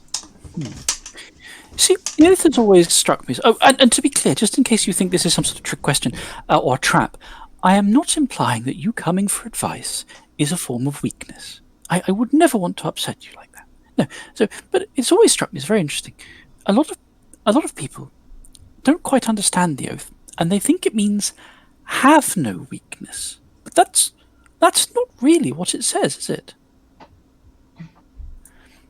It's not really what being a Stormlord is about. It's not about being, well, I mean, obviously it would be wonderful if none of us had any weaknesses, but she looks at her own self as if, kind of, but we are. We are, because we are not God, essentially. We are not the Great Wolf. And unless we are God, we have weaknesses, don't we? It strikes me then that obviously I don't know very much about what happened in these circumstances. But why do you think this feels wrong to you? It doesn't feel wrong because it involved a weakness. It feels wrong because Winterwolf teaches us that one claimed or ridden by a spirit is the worst abomination. Or perhaps, And I depending allowed on how you view it, the most worthy prey. Not that I'm saying you should hunt your packmate, but we'll get to that. Considering that the loon is a dear friend, neither one would get what I consider prey. The reason why any Stormlord hunts the claimed is varied, wolf to wolf. Some believe it a holy duty, some hate the claimed because of what happened with claimed and their friends or packmates being claimed. Others, there are all manner of reasons. But the important aspect of what the claimed are, who they are, is that they reveal weakness in many cases. Think about it. If this is, I hope I'm not speaking in a way that is puzzling you. What I mean is that human society, and every society, is flawed. And the claims come from those flaws, because it is not the healthy and the well-connected and the normal, for want of a better word, who are generally claimed. It is the weak, it is the vulnerable, the isolated. It's the people who are missing something, and they need something to fill that hole, who become urged, who are vulnerable to spirits. So where do the ridden truly come from? They come from weakness. That is what gives them what they need. Obviously, they are violating the Great Wolf's laws. But more than that, they are an expression of weakness, an expression of flaw. And thus they give us an opportunity both to understand and to correct flaws. It seems to me that something obviously went very, very wrong for your loon friend to need to urge a packmate.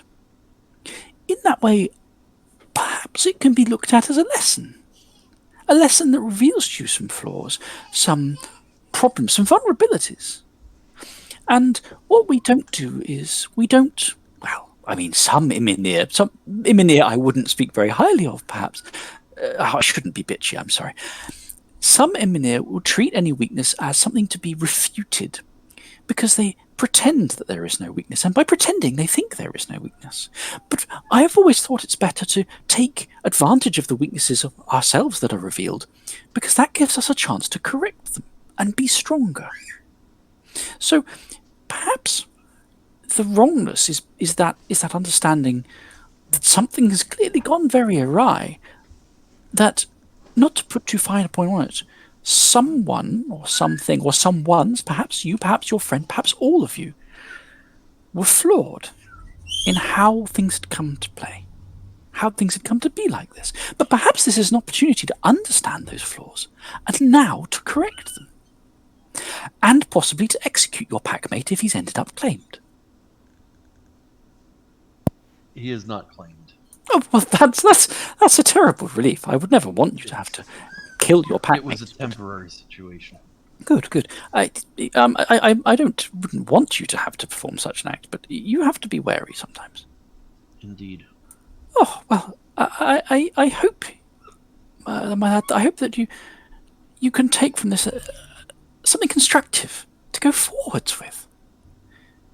Yes. I do think it's good when we understand that our individual views of these things, of the hunt, often are merely a small facet of the greater picture, that while you or I might hunt a claim because we see them as repulsive, their role can be more symbolic, more meaningful than that. And obviously we don't want claimed running around, but every claimed is a piece of a puzzle. Every claimed is a step closer to flawlessness, not of ourselves, although sometimes, but also of the wider world. If there were no claimed, it would imply that everything was perfect, or more worryingly, that things were perfect and we simply weren't seeing all the ridden.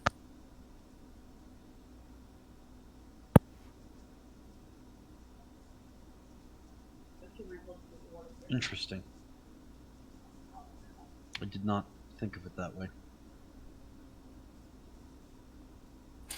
Obviously, I would probably advise you, try try and avoid situations, and I'm terribly sorry that happened where loons end up riding packmates. Agreed. Because that doesn't seem terribly healthy to me for either the loon or the packmate. I do not believe it was. You okay? Okay. Just make sure you're okay. Sorry, there was a tumble down the stairs. That's fine. Making sure everybody's okay. Indeed.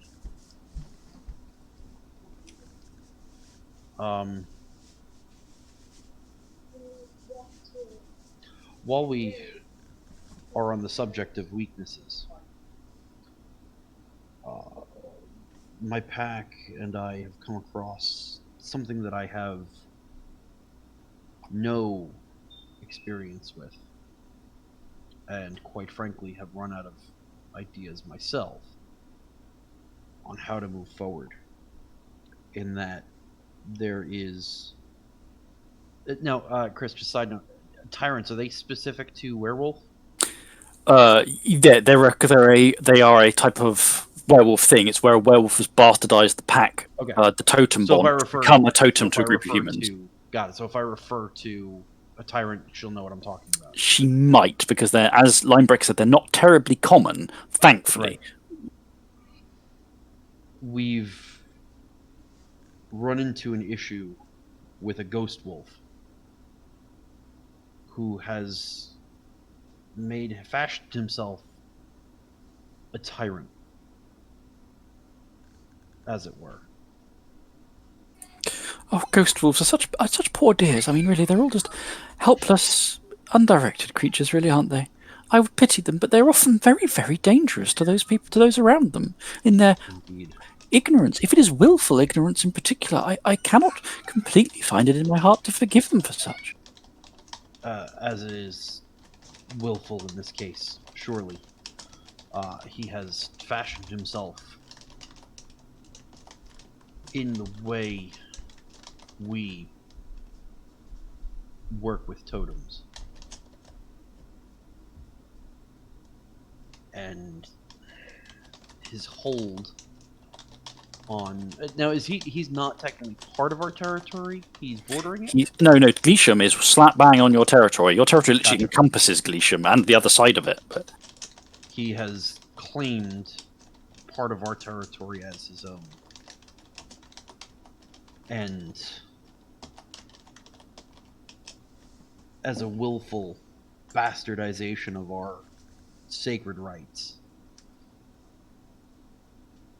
I think it is time to send him on to Father Wolf. And I've run out of ideas on how to combat him.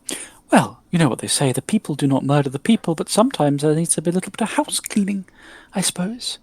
It's very unfortunate, but there you go. Unfortunately, I cannot think of any other method of dealing with this situation. He's too dangerous to pawn off on somebody else. And yet, too dangerous, too crafty to be kept in check. Unfortunately, an older wolf of questionable alliance allowed him to gain this power well before our time. So what is it you're... Obviously, I'm not going to, shall we say... Oh, what's the word? I generally forgot the word. I am also not going to give my blessing to your plan to violate the oath of the moon and kill him. Not that I am saying that it is the wrong thing to do, but what are you looking for here? What you have a problem? What answer do you think I can give you? Some advice, a fresh set of eyes, perhaps a tale of another pack of Imanir or group of Imanir who dealt with such, and how they did it. Your ghost wolf is, and I'm sorry to come harping back to the same point. I don't speak about. I please, you mustn't be a dreadful bore. I don't just talk about tribal oaths all the time. He's weak. He's weak because he is alone. Now, you will say he's not alone. He's gathered all sorts of allies to himself, but he doesn't have what you or I have. twofold. He does not have Winterwolf's place in our heart, but he also does not have his brothers and sisters that he should have, that he needs to have. And that will be a terrible thing for him. Here's the thing. Ghost wolves are broken people. Poor darlings. It's terrible, really. But it's also true. Your prey here is a broken thing. Understanding how and why he's broken might help you understand his weaknesses and how to exploit them. Sometimes the prey backed into the corner, the wounded prey, can at times be most dangerous. Oh, certainly, which is why In you my need to experience of pry hunting those claimed that had been weaknesses so. you need to pry those weaknesses as far open as you can before you apply the killing blow. But how can you do that if you don't understand who he is, why he's broken, where he came from? I don't mean that in necessarily a literal sense. But you must know your prey. And do you know this ghost wolf? Not well enough. It seems to me that if you are to take the step of breaching the oath of the moon, you must really know who and why for you are doing it. That's a sacrifice you're making. You can't make that sacrifice for any old fool who's decided he knows best, is going to try and bend humans into pretzels or eat spirits until they explode, or whatever other stupid idea he's got in his head. They have to be worthy of you to kill them.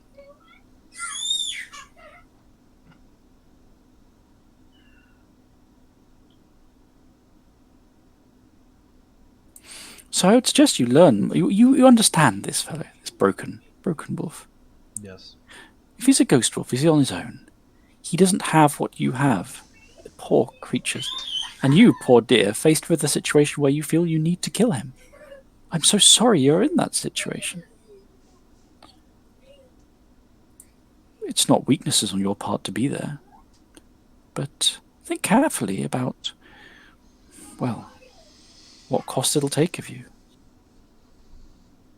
Agreed. Anyway, he's alone. He has little about him that is not fashioned with his own claws, and it will be inferior as a result. It's not the work of the Abnegur. It's not the work of the Aratha. It's a broken little man trying to scrabble power from the world around him, and how can that ever be anything but deeply flawed? What loyalty does he really have from those he commands? What Very little. What of which he claws at is truly his? Well, how desperate must he be to scrabble for power in a world of flesh? Because he has little, in truth. How easily it must risk slipping through his fingers, and how easily that must come as a fear to him. Do you think your prey is truly confident in who he is and where he is? Or is he afraid? Is he a little broken wolf who's just afraid? I think he has false confidence. Then it's important to know where it comes from. It comes from fear. He has made the sheep around herd. What's it? I'm trying to think of The herd, or you could call it, if you say sheep, she's going to know what you mean. Okay. He has convinced the sheep that he is the big bad wolf. And is he? He is alone. And the lone wolf dies. Oh yes, it's very The lone true. wolf does not survive the winter. No, they don't. And I need to speak to you on that as well in a moment. But we'll get to that in just a moment. The point is... Storberg is gonna literally like. Oh, I'm terribly wait, sorry. what? I don't mean to have disquieted you, although you probably should be disquieted because of what I'm going to talk to you about in a moment. But I don't want to upset you, please. Anyway, just... Oh, I'm terribly sorry. Anyway, this ghost wolf, you must unpick where his claws have sunk into the fabric of society, pry him loose, and then do as you have deemed necessary, one way or another, whatever that answer is. But to do that, you need to know where he is punctured, where you could simply ride in there like the Knights of the Apocalypse, splatter his guts across the walls and ride out, but it's not likely to work out exactly as you want if you don't understand who you're fighting.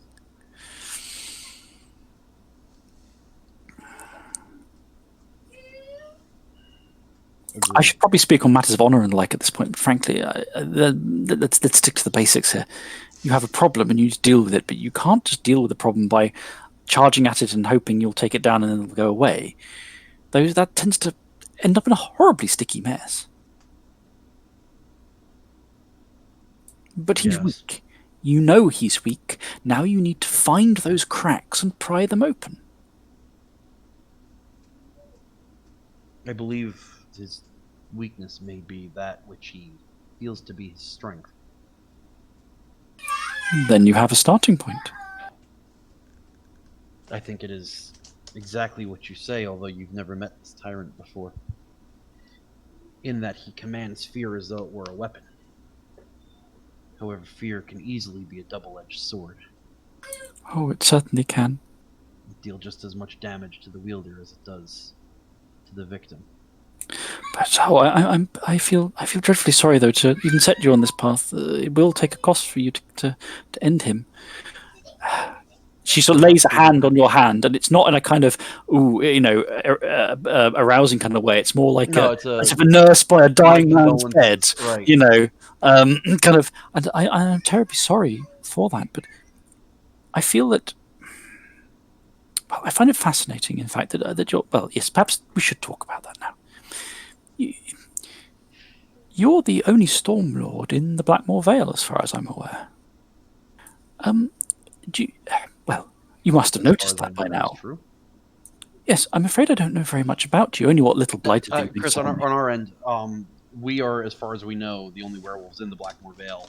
Plus Hawkhurst. In your bit of it, but that includes the Fairfax Dogs and Storm and Spear Wardens, and I'm the packs.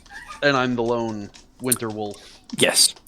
Awesome. Well, yes, you must have noticed. Well, the Blackmoor Vale has never been very hospitable for people of our tribe. And there's a few reasons why. The first is really very, I suppose, symbolic. The Blackmoor Vale is about sanctuary. It's, dare I say, I don't mean to be insulting, but it's almost a soft place. And so the land is fertile. It is rarely scarred with war these days, although that didn't always used to be the case. It's a retreat from the world, almost a hidden place. People go there to get away, in many cases. So many of our tribe have never seen a good reason to go there. But there is the other problem, which is that Stormlords who hold territory there always end up dying. I'm terribly sorry to say.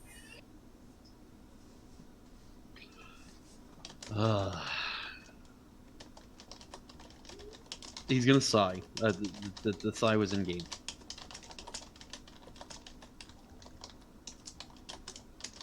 And then he's gonna look at her.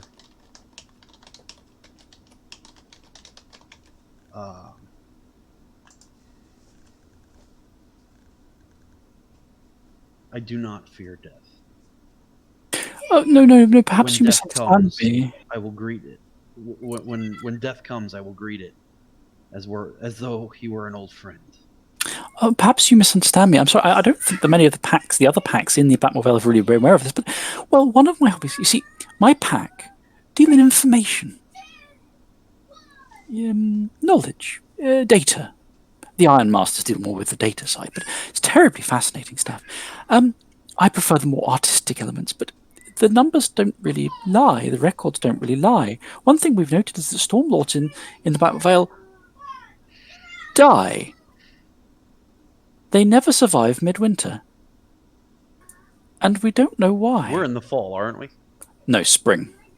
Oh, good. I've got a little bit of time before I die. Yeah. Got it. They never survive midwinter. We don't know why. And I'm not talking in vagaries. I'm saying the date of the winter solstice.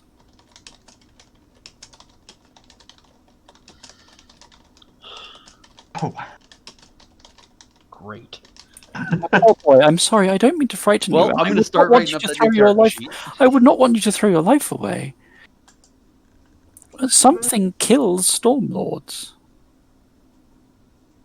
Now, it's happened rarely enough because there are very few Stormlords there, and it doesn't exactly encourage more of our tribe to be there. But we've put it together only recently. We've looked at the data, and it simply seems to be that those who are not killed in battle with the Pure or other entities perish on Midwinter. Interesting. I would not want you to die. You seem a fascinating young man, and obviously a tribe member is always valued. It's I'm sorry to impose any distress upon you.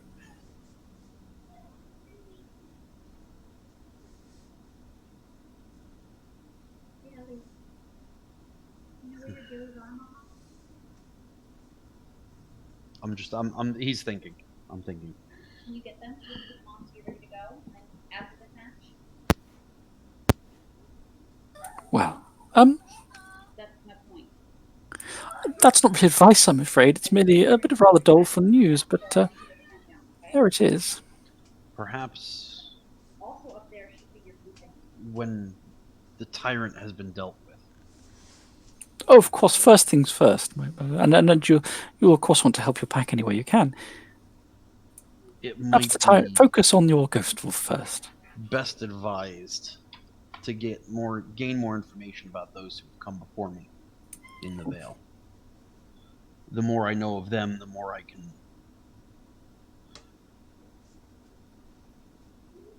figure out what has been killing them, and perhaps put an end to our absence in the Vale. Perhaps, yes. That might be, well, it would certainly be a fascinating line of inquiry, and I would be delighted to know anything you learn, and of course I'll provide what I can to help from our end. Pack needs notwithstanding. I'm sorry to put a downer on the conversation, but death is something, as you say, not to be feared, and we all live with it. It's just a little different when it's the tick-tock certainty of your impending demise, like I have too. Many things have tried to kill me before. None have succeeded. I relish the challenge. Oh, it's, yes. Death often comes from unexpected directions, and often the most mundane. Indeed. So be careful, because I don't know what the cause of this is. I don't know what this midwinter curse is. But it heartens me to hear your vigour and eagerness to unpick this problem.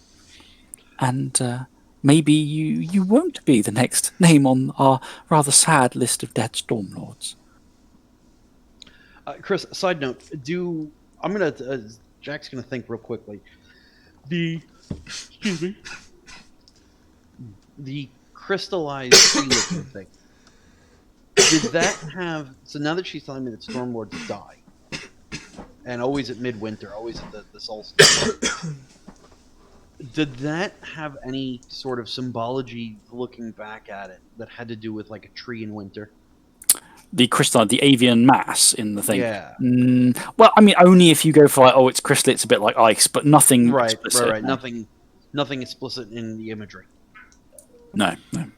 Okay, something for me to look up in Clarice's library. Yep. Clarice. Lying Tongue smiles sweetly and goes, well, I hope it's been a good meeting for you. I'm terribly sorry if it hasn't. I've learned much. You know where to contact me in the future, and if you ever need to come, if obviously it's a bit of a trick, you have to go quite a hook round Cranbourne Chase. You don't really want to go over there, and you need to stay away from the War Chancellor of Salisbury. That's not a good place to be. But my pack hold a place called Downton. It's just a little south of Salisbury, and obviously you know where now you know our territory is. But it may be that you find your way there sometime. I'm sure we'd be eager to welcome you in. You are always welcome in the Vale. Oh, well, unfortunately, with our tribe dying so often there, Not at midwinter. A little bit less welcome. But thank you for the offer. And in my case, it might be rather... I wouldn't want to tempt fate. We may not be particularly skilled at information gathering, but the pack of the oncoming storm relishes in war. Oh, that's very brutish of you, but you should really keep control of that. We're tempted to keep you alive, dear boy, not get you killed. sometimes the best offense is good defense. Oh, perhaps. Yes. The best offense is indeed a good defense. So perhaps you should think about looking to your defenses then. Anyway, Thank you. I think that's yes. There's little more I can offer you today, but I look forward to meeting you again. And she sort of picks herself up daintily off the bench, but with a slight heft, like she really is like seems quite frail. Smiles at you, and then sort of saunters off down the path towards the church, where the doors and that's where she's going. Okay. Jack's going to broodingly get back in his truck and drive back. Oh, she stops before she goes. She goes and she hands you a card. Says, if wherever you find any trouble, just a note, but a place that might offer some sanctuary to you, we control it. And basically, there's a little card, and it appears to be a church. It's like a faith card, the reformed branch of the Anglican Church of Dorset. It's some sort of sect, church, Anglican sect or something, Anglican faith group, and it's probably they've got branches around the place. She smiles, knowingly, hands it to you, and then off she goes, and off you go. Oh, one last thing. What do we know? Do you know anybody, being a dealer of information, that can help us with a tax issue? Unfortunately, the mundane is interfering with our ability to dear handle. boy, what intriguing problems you get yourself into. How have you ended up with a tax issue? Our friend inherited a house, a manor, if you will, from his aunt. And unfortunately, the tyrant seems to have some sort of influence in the local tax office, of which we are poorly equipped to handle. Oh well, I'm sure something could. If you can find out exactly what it is you need, then certainly we can look into hooking you up with some people in the know who help you a little bit. Oh my poor boy, you're such trouble you get yourself into. Well, maybe we'll have to see. Well, we'll see. Yes. It's a manner of paying estate taxes. Isn't it always? And to see if we can get some sort of forbearance, so we do not lose our home while trying to fight the person attempting to throw us out of our home. I'm terribly sorry to hear in a situation like that. That's terrible, but terribly fascinating as well. I mean, really, a Stormlord in the Vale, tax issues. Well, you get yourselves into quite some scrapes. Indeed. Well, maybe next time we meet, things will have improved a little bit. Goodbye, anyway. I think we must go away.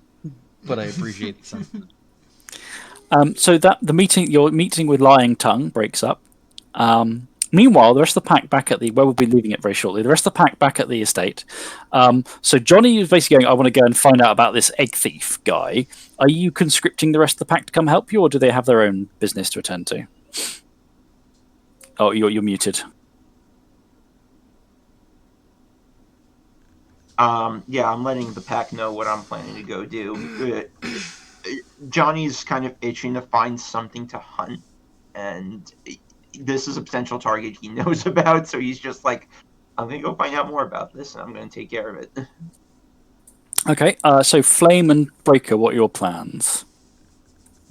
I had that plan to see... Because I have a theory that if we strengthen the totem, he might be able to break the people from the Tyrant's pack into ours. So I'm gonna try to do some. First of all, I'm gonna try to do some research on how we can strengthen our totem by researching things that might resonate with him, with it. Like symbols, items we can give it, things we can sacrifice to it, or something. Basically, how to strengthen its resonance, like maybe build a little shrine to it. That's so prep work for how to strengthen the totem. Okay. Thornbreaker? I would actually like to seek out my spirit touchstone. Mm-hmm. It's been a little while since the two of us have spoken, and I'm of no use doing research, unfortunately. Okay, so Thornbreaker's going to seek out Bitter Red Sands. Johnny, you do get a text back from Emma going, which is basically first in caps, fuck. Then another text going, that fucker and her, I'll fucking kill him. And then another text going, like, TNX, like, thanks. Well, in terms of the info, thanks. That's what you get in response. I just basically text her, you're welcome up at the estate. Just ask for me. Type deal. Johnny's also looking at her as a potential addition to the pack. He's trying to fulfill the totem's aspiration at the same time as to build the war band. So he's looking to add her to the pack. So response to that text is, I don't go game shooting or whatever. I don't do game shooting or whatever. I don't need to go to a state. My enemies are all here in town. Place to lay low from your enemies. No one likes to come up here. Place to find allies? And it's a place to find allies. Maybe. She gets. And then another thanks. So, where we're going to leave it. So, Harmonious Flame stooped over with various occult books, things, and just trying to map out stuff with resonance and things, trying to figure out how can you power the totem. Thornbreaker wandering the grounds, looking for your sort of seeking the. Are you going to be probably in the spirit world, presumably? Correct. So going to the spirit world. Johnny slinking away on the hunt for egg thieves. So where we're going to leave it today. Thornbreaker, you pace into the quiet shadow of the estate. You slink through the trees and we'll go looking for traces and making them. I don't know if you howl or what you do to get Bitter Red Sands' attention. And there in the woodlands, something approaches. You sense a certain sense of familiarity, and you see Bitter Red Sands emerging through the woods. This blood-stained, sand-spilling wolf. But something closer. It is moving through the trees towards you, and something else is closer in the shadow. Something close in the trees. Something that at first you mistake for Bitter Red Sands. It's not as big, not as powerful, but something smaller. Red, fiery red and white. Something, indeed, vulpine. A fox. At first you think a fox emerging among the nearer trees. And then it stands up on its hind legs, and though it still does not reach as high as your chest, the fox spirit saunters daintily out of among the trees, clad in a grotesque, blood and viscera spattered parody of a sort of Georgian-era lady's dress. This fox, with too many teeth and too many rows of sharp teeth, and eyes that are flat and metallic, as your touchstone is approaching slowly and warily, as instead the Mistress Tinblood emerges from this face. This fox spirit gives you an elaborate bow and says with liver and gut gristle chunks speckled, grinned teeth bare, goes, "A pleasure to make your acquaintance." And that's where we're going to leave it there tonight, with Thornbreaker running into the fox spirit who has been hanging around. Stormbringer on his way back from a chat with the Stormlord, Harmonious Flame researching, and Johnny out to hunt egg thieves. That's it for today's session, but we will now hit that wonderful moment of XP. So, let's start top right. Harmonious Flame, aspirations. Tell me. Destroy Hawkhurst and his cults. Yes, doing that. Yep. Find out more about the connection between Beshville and Drax. Well, we're trying. Not this time. No, not really. Find out more about Spirit of Glisham. Yes, did that. Yep. I didn't do anything to recruit anyone, so that's it for me. Okay. Stormbringer. Okay, so I did find out more about Emma, and I didn't kill her. So, bonus point there. I did find out a little more about Tourmaline. Yep. Maybe not so much her significance to the architect yet, but I did. And remove his claim on the land. We are making motions towards that. Yep, that's right. Thornbreaker. First one was learn more about Hawkhurst and the users. So again, we've gained some information there. The second one was learn more about the missing drug shipment, which we didn't really make any progress on. Nope. But the third one is finalize at least one deal with Hungers for more, which we did. Which we did. Yeah. Yep, definitely. And finally, Johnny. So only like 2 of mine apply. My first one is finalize one of the deals with Hungers for More, which we did. The second one is, and I started it towards the tail end of the session, is start investigating the egg thieves. Yep. And then my final one was the Bestial in the territory, and we really didn't make much headway in that, other than trying to get Tourmaline to let us know what she knew. Yeah, but I won't give you that. But you did. Yeah. You made headway towards the group thingy as well for trying to recruit Emma as well. So I'll give you that. Which means it is 1 XP for everybody and 0 beats left over. Yay! There was much rejoicing. Yay. There was much rejoicing. Yep, an XP for everybody.